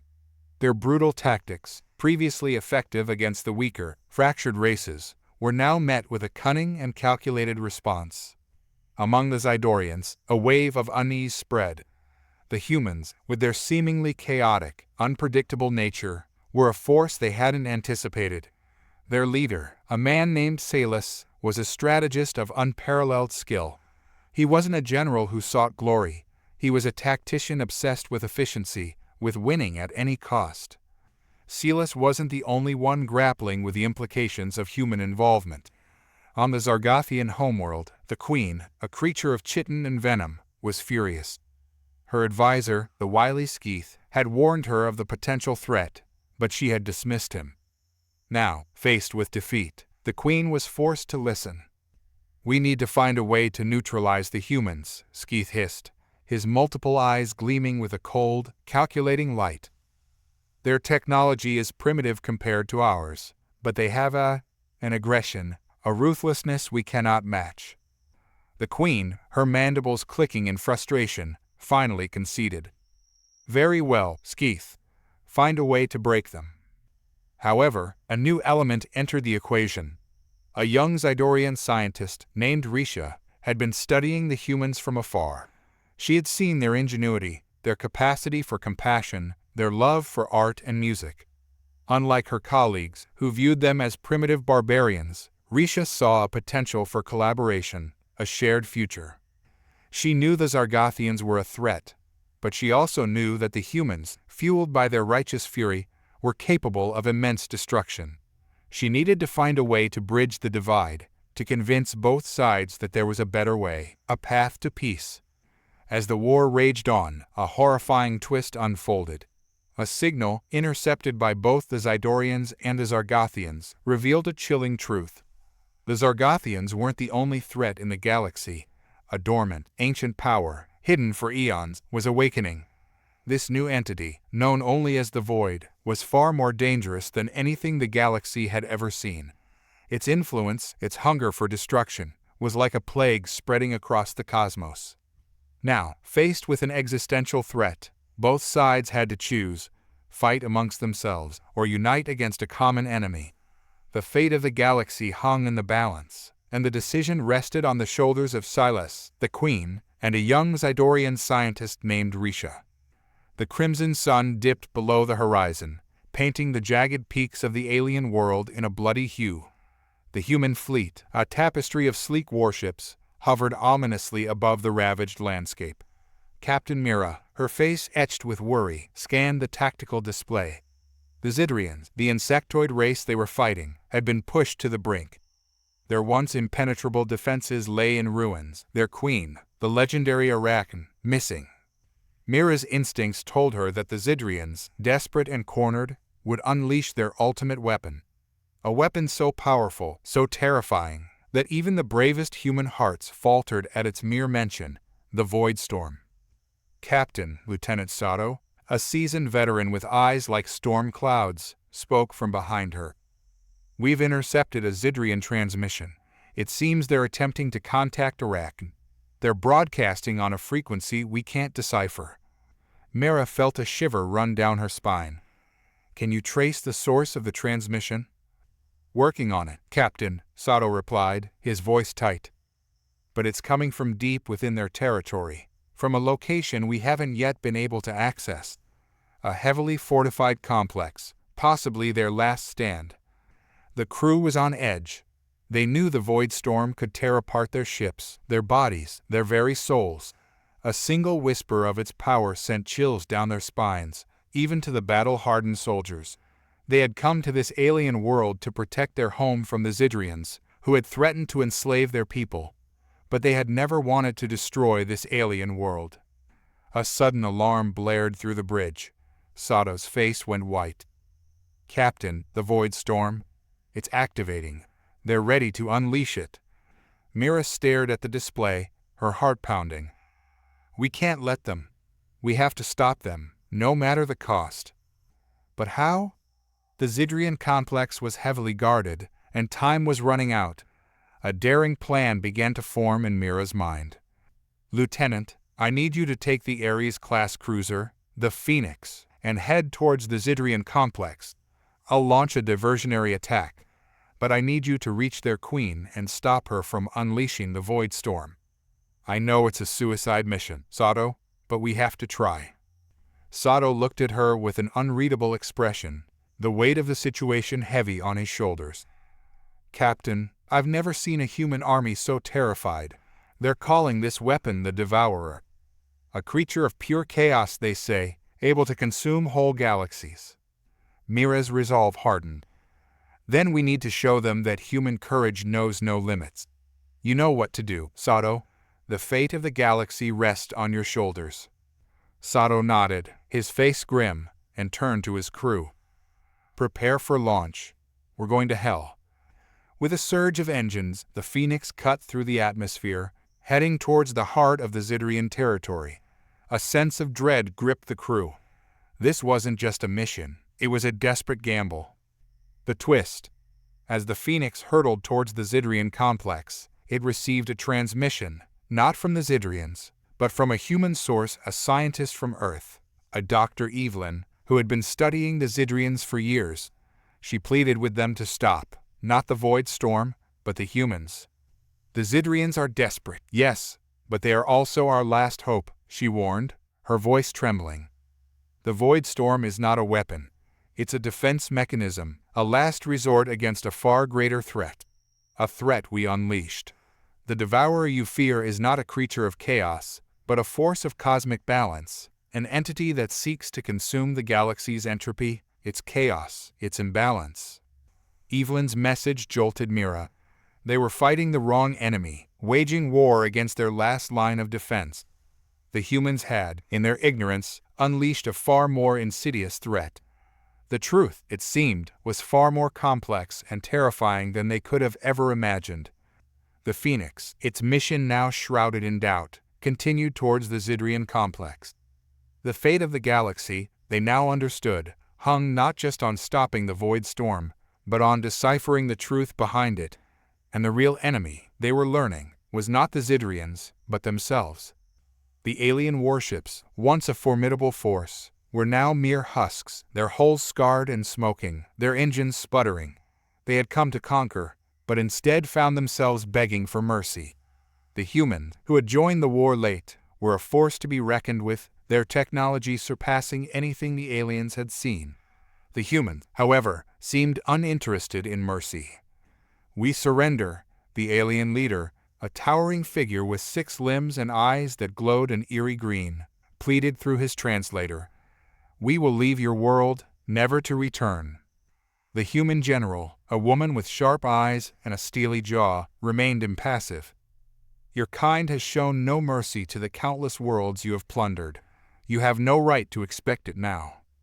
She turned to her advisors, who whispered amongst themselves. The humans were divided. Some wanted to eliminate the threat entirely, while others argued for a more measured approach. The debate raged on, but the humans seemed to be edging towards extermination. Just then, a tremor shook the bridge of the human flagship. A low, guttural sound emanated from the depths of the ship, growing in intensity. The humans exchanged nervous glances.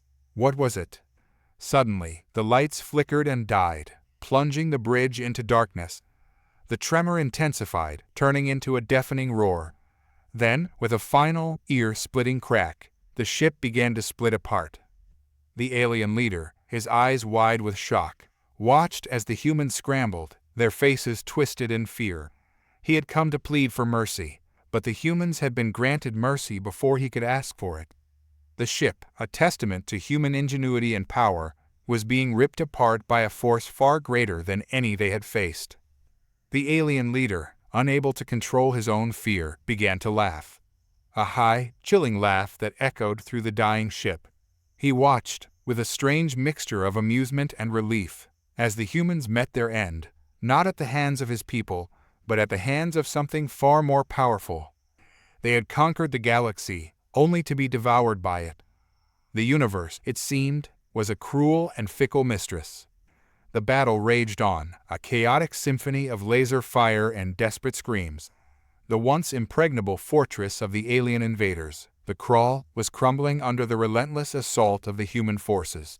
The Krawl, once confident in their technological superiority, were now begging for mercy, their pride shattered by the ferocity of their newfound enemy. The human leader, a woman named Celeste, stood amidst the carnage, her face grim but resolute. She had witnessed the horrors of the Krawl's invasion firsthand, the destruction of entire cities, the brutal subjugation of her people. Now, she was the one wielding the power, the one dictating the terms of surrender. But as the Krawl leader, a hulking figure with metallic scales, knelt before Celeste, a flicker of doubt crossed her mind. The Krawl's cries for mercy seemed genuine, their fear palpable. Perhaps they hadn't been as ruthless as she had believed. Perhaps they were just as desperate as the humans had been. Then, a deafening roar echoed through the battlefield, shaking the very ground beneath their feet. From the sky, a colossal, shimmering vessel descended, its hull pulsing with an unknown energy. The Krawl, their eyes wide with terror, looked up in disbelief. "This is not the end," boomed a voice, deep and resonant, as the vessel opened, revealing a being of unimaginable power. It wasn't a Krawl, nor a human. It was something entirely alien, something both beautiful and terrifying. Celeste, her heart pounding in her chest, realized that this was not a Krawl defeat, but a new beginning. The human, the Krawl, they were both just pawns in a cosmic game they never understood. They were now facing an enemy far more powerful, far more ancient. And as the new enemy descended upon them, Celeste knew the real fight had just begun. The fate of both humanity and the Krawl hung in the balance, and the universe itself was about to be reshaped. The sky above the alien city, once a tapestry of crimson and gold, now bled a viscous black. The humans, a force previously underestimated, had unleashed a weapon of unimaginable power, turning the tide of the war in an instant. The alien soldiers, their advanced technology rendered useless, lay scattered and defeated. A lone figure, clad in the tattered remnants of his battle armor, stumbled through the wreckage. His name was Kalar, and he was the last surviving member of the Alien Council. He had witnessed the horrors wrought by his people, the devastation they had brought to the human world.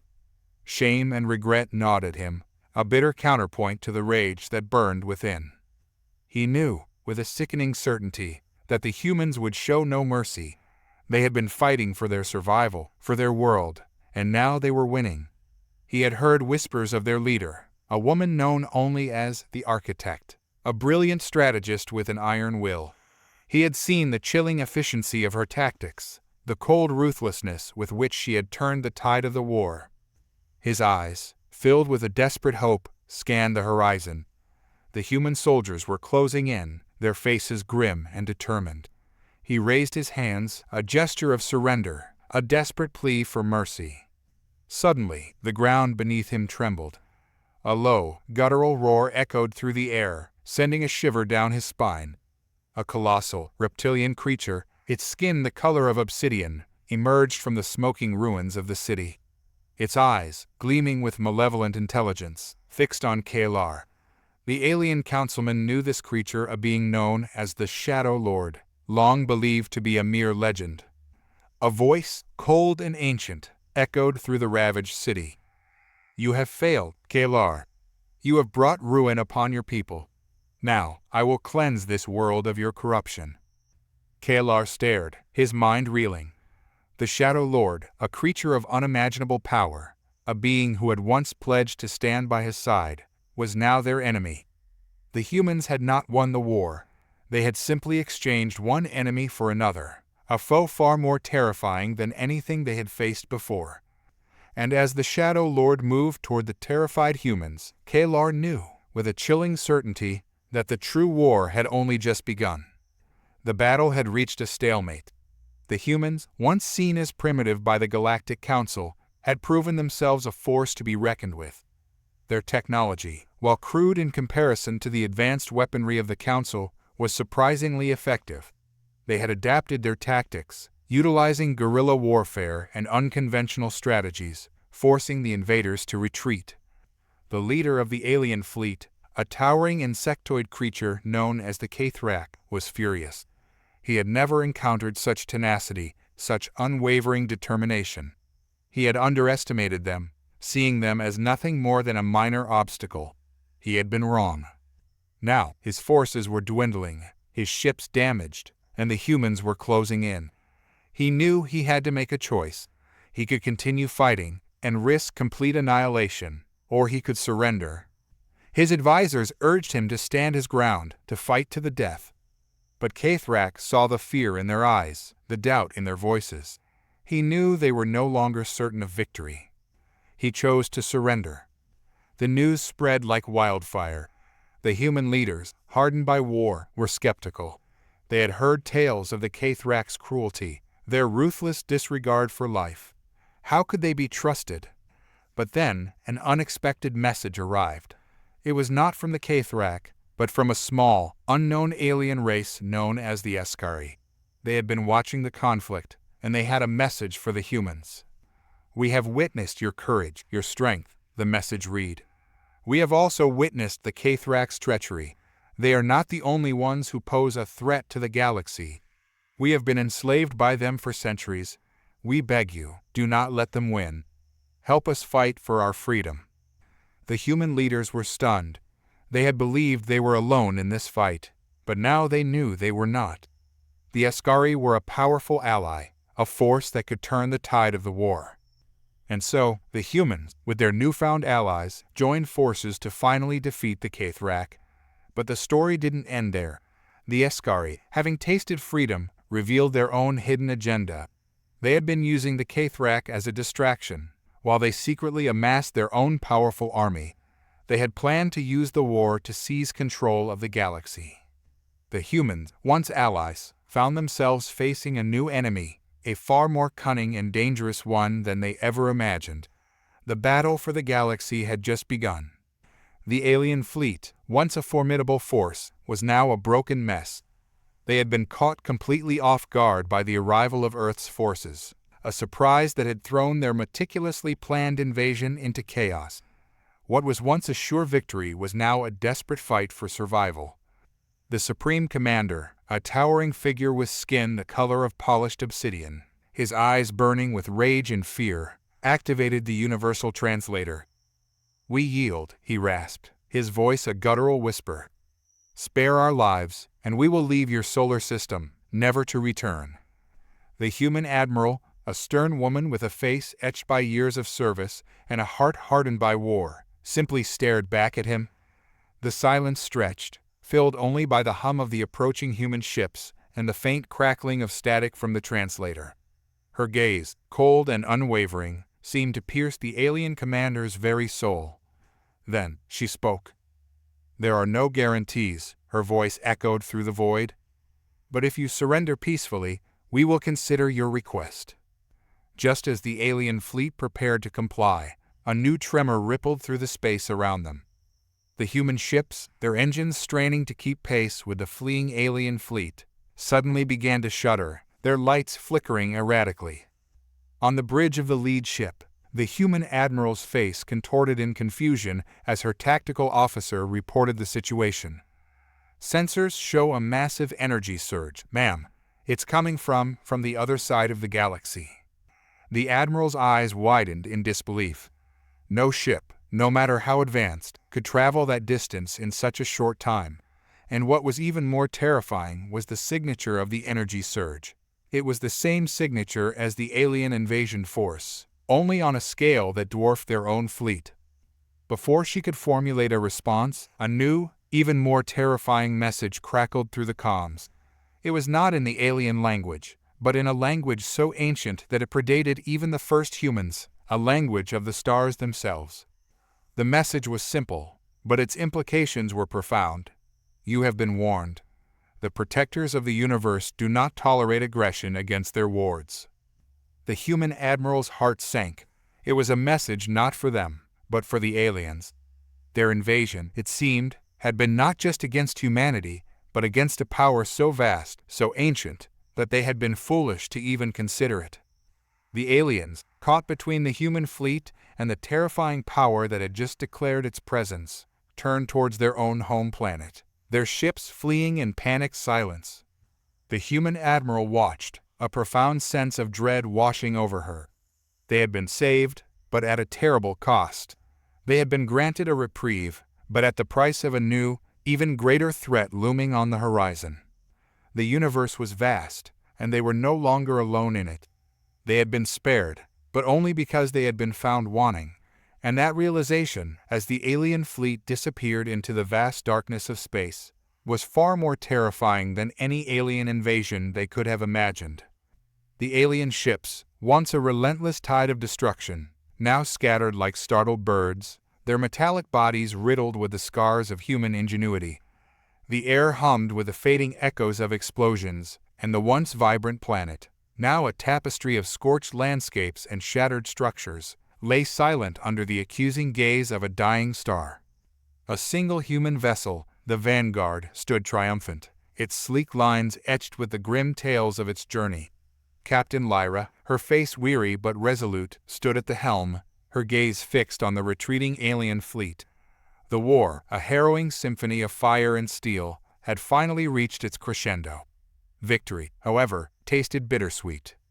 "Captain," a voice, raspy with exhaustion, called from the comms. "The enemy fleet is sending a distress signal. They're requesting surrender." Lyra's eyes narrowed. Surrender? After all the devastation, the bloodshed? The thought seemed almost absurd. Yet, something in the tone of the alien signal, a tremor of fear, a whimper of defeat, resonated within her. "Prepare for a response, Lieutenant," she said, her voice steady, "but be ready for any eventuality." As the Vanguard received the alien message, its communication systems were flooded with images, not of weapons and warships, but of a barren, desolate planet. A single, skeletal figure, shrouded in a tattered cloak, stood amidst the wasteland, its eyes filled with a chilling emptiness. "Captain," the comms officer stammered, It's not a plea for surrender, it's a warning." Lyra, her heart plummeting into her stomach, stared at the figure on the screen. The alien's voice, barely a whisper, echoed through the ship's speakers. "You have won this battle," it rasped, "but you have not won the war.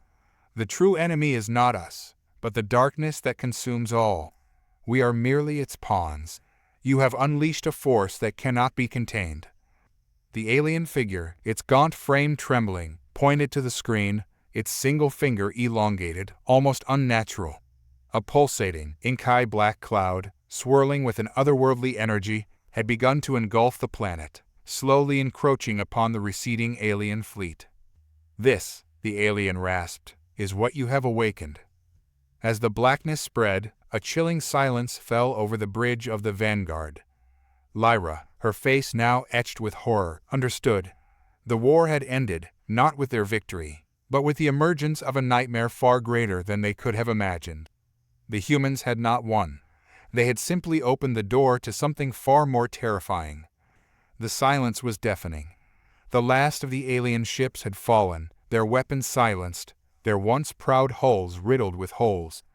The human fleet, battered but triumphant, held its breath, the victory still raw. But then, from the wreckage of the flagship, a single transmission crackled through the void. A voice, desperate, pleading, reached every ship in the fleet. It was the alien Supreme Commander, his voice raspy with fear. "We surrender," he rasped. "We lay down our weapons. Please, have mercy." A collective gasp rippled through the human fleet. Mercy. This was the enemy who had ravaged their worlds, slaughtered their people. Suddenly, a transmission crackled from the human flagship. It was the fleet commander, his voice firm, unwavering. "Your request is granted," he declared, "but we have one condition." A tremor of hope surged through the alien fleet. Could they truly be spared? Was there a chance for peace? You must tell us, the commander continued. Why did you attack us in the first place?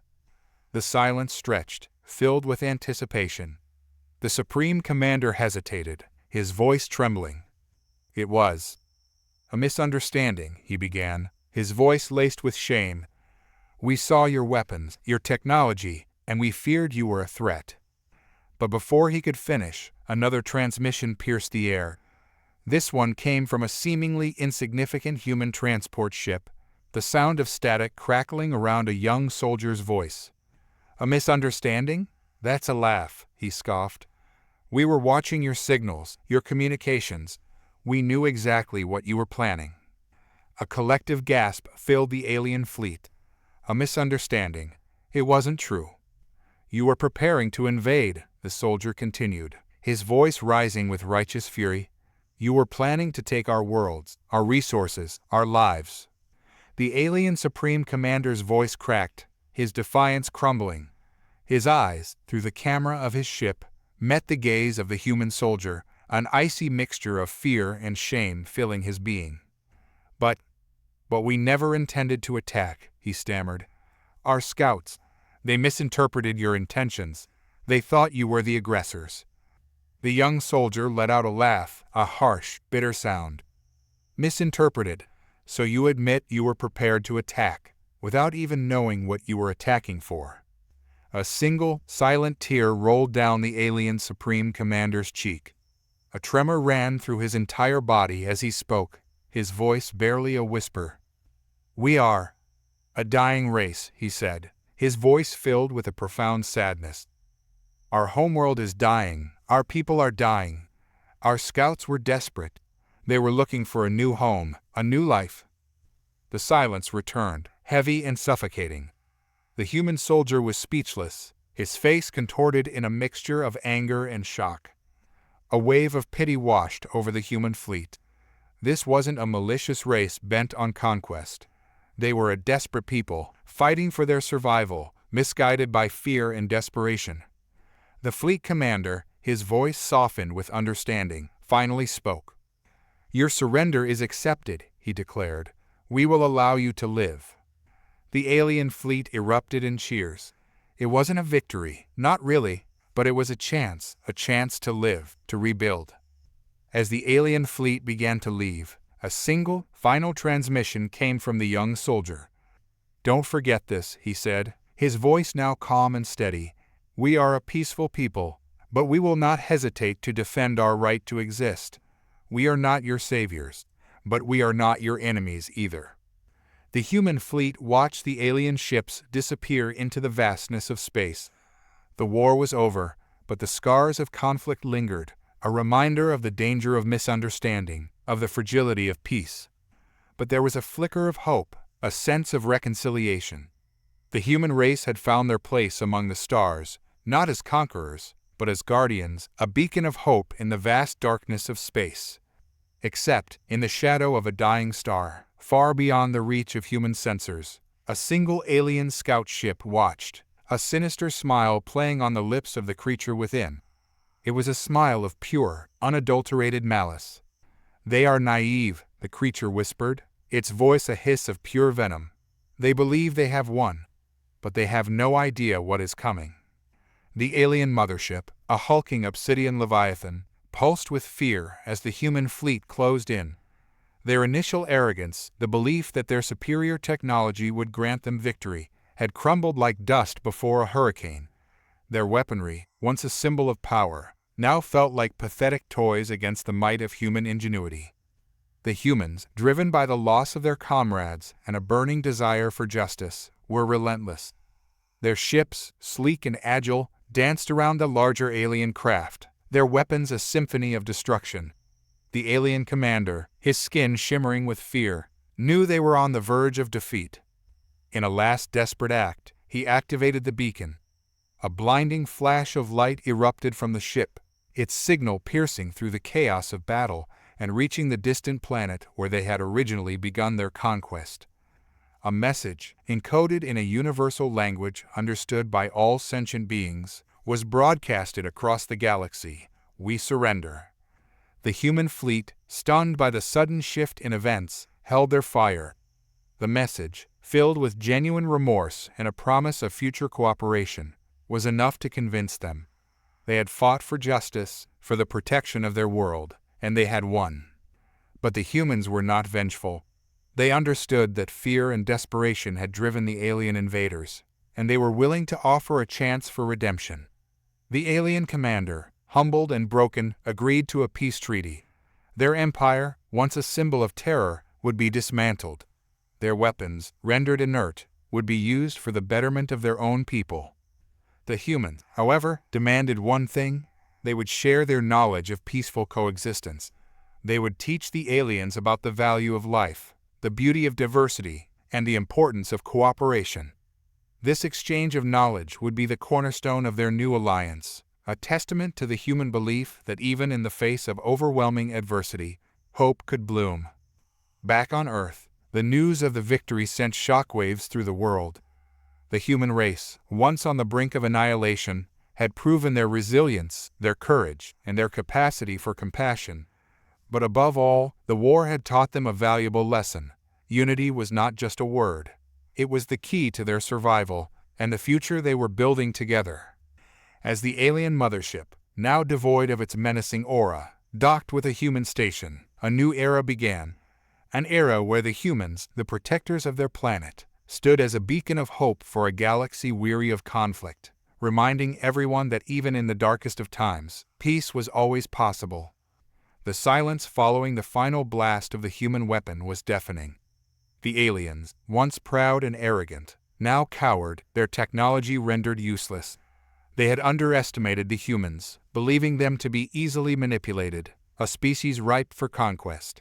But the humans had proven to be something else entirely: resilient, resourceful, and fiercely protective of their own. The leader, his scales shimmering with a sickly green, stumbled forward, his voice a rasping whisper. We surrender. We beg for mercy." The human commander, a woman with eyes as sharp as her blade, stood unmoved. Her gaze swept across the field, taking in the wreckage of their own ships and the battered bodies of her soldiers.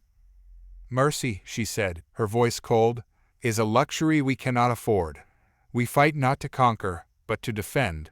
You forced our hand, and now you will face the consequences." As the human commander spoke, a young soldier stepped forward. He was fresh out of training, his face pale but determined. He raised a hand, his voice a tremor. "Wait," he pleaded. "They're scared. We can't just—" He faltered, unable to articulate the fear and despair he saw in the eyes of the aliens. The commander turned, her gaze meeting his. For a moment, the two locked eyes, the commander's steely resolve softening slightly. She saw in the young soldier's eyes the same fear she had felt when the aliens first attacked, the same vulnerability that had pushed her to fight back. With a sigh, she lowered her weapon. "We have been forced into this conflict," she said, her voice softer now. "But we have learned a valuable lesson. We cannot afford to be naive, but we also cannot afford to be consumed by hate." She turned to the aliens, her gaze unwavering. "This is not a time for revenge, but for rebuilding. You will face consequences for your actions, but we will offer you a chance to redeem yourselves. The choice is yours." The aliens, stunned by the unexpected turn of events, stared at the human commander. In their eyes, a flicker of hope sparked.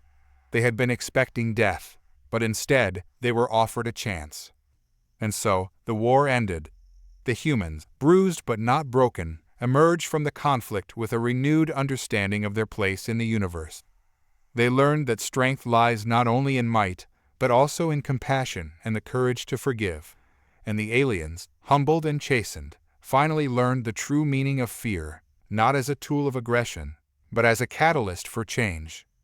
The scars of the war remained, a constant reminder of the fragile peace they had forged. But in the years that followed, a new kind of relationship began to bloom, one built on trust, respect, and the shared understanding that even the most bitter enemies can find redemption in the face of shared adversity. The sight of the human fleet, impossibly vast and bristling with weaponry, had sent a wave of terror through the invading force. The alien leader, a creature of shimmering scales and 6 eyes, had expected to find a civilization fractured and unprepared. Instead, they faced a united front, a human race forged in the crucible of their shared peril. The leader's plea for mercy, a desperate attempt to salvage their failing invasion, was met with silence. The humans had learned from the aliens' tactics, their ships weaving a complex tapestry of lasers and plasma, cutting through the enemy lines with surgical precision. The leader watched in horror as his flagship, once a monument to their technological prowess, was reduced to a smoldering husk. He knew they were defeated, their arrogance and underestimation of the humans proving their undoing. They had come to conquer, assuming their superior technology would be enough. But humanity, pushed to the brink, had unleashed a power they hadn't known they possessed, the power of unity. The human fleet commander, a grizzled veteran with a steely gaze, spoke, his voice amplified across the battlefield. He demanded their surrender, a promise of safety for those who laid down their arms. The promise was tinged with a chilling warning. Any further resistance would result in their complete annihilation. The alien leader, humbled by the sheer might of the humans, finally surrendered. He understood the gravity of their situation. They had miscalculated, and now they faced the consequences. His people, stripped of their pride and their weapons, were led away by the human fleet.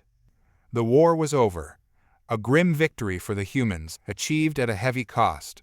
They had won, but they had learned a valuable lesson. Their strength wasn't just in their technology, but in their ability to stand united against a common threat. As the last alien ship surrendered, the human fleet commander turned to his crew, a flicker of pride in his eyes. They had faced the unknown and emerged victorious. They had defended their world, and in doing so, they had found something more valuable: the indomitable spirit of humanity. The victory, however, was bittersweet. Their planet, ravaged by war, now faced the arduous task of rebuilding.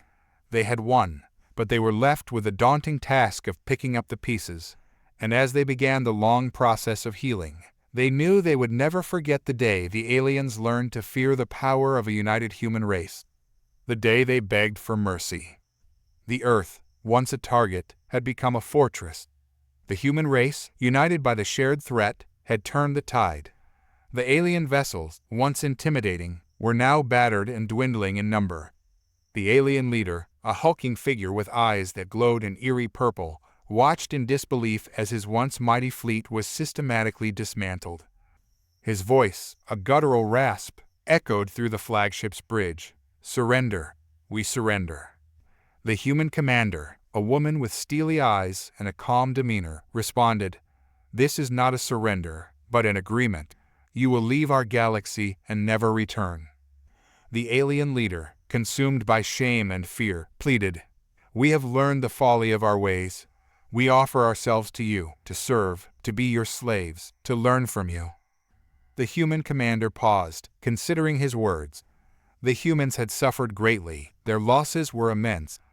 Yet, the commander, remembering the words of a scientist from the very beginning, knew that a complete eradication of the alien race would be disastrous for the future of humanity. The alien technology, the knowledge they possessed, could be invaluable for the future. "We accept your surrender," the commander declared, "but slavery is not our way. You will be granted safe passage to another galaxy. However, this comes with a heavy price. You will share your knowledge, your technology, your history. You will pledge never to interfere with our galaxy again. And most importantly, you will learn to respect the life that exists here." The alien leader, humbled and terrified, nodded, his voice trembling as he agreed. His people were weary, their hope extinguished. They were willing to pay any price for survival.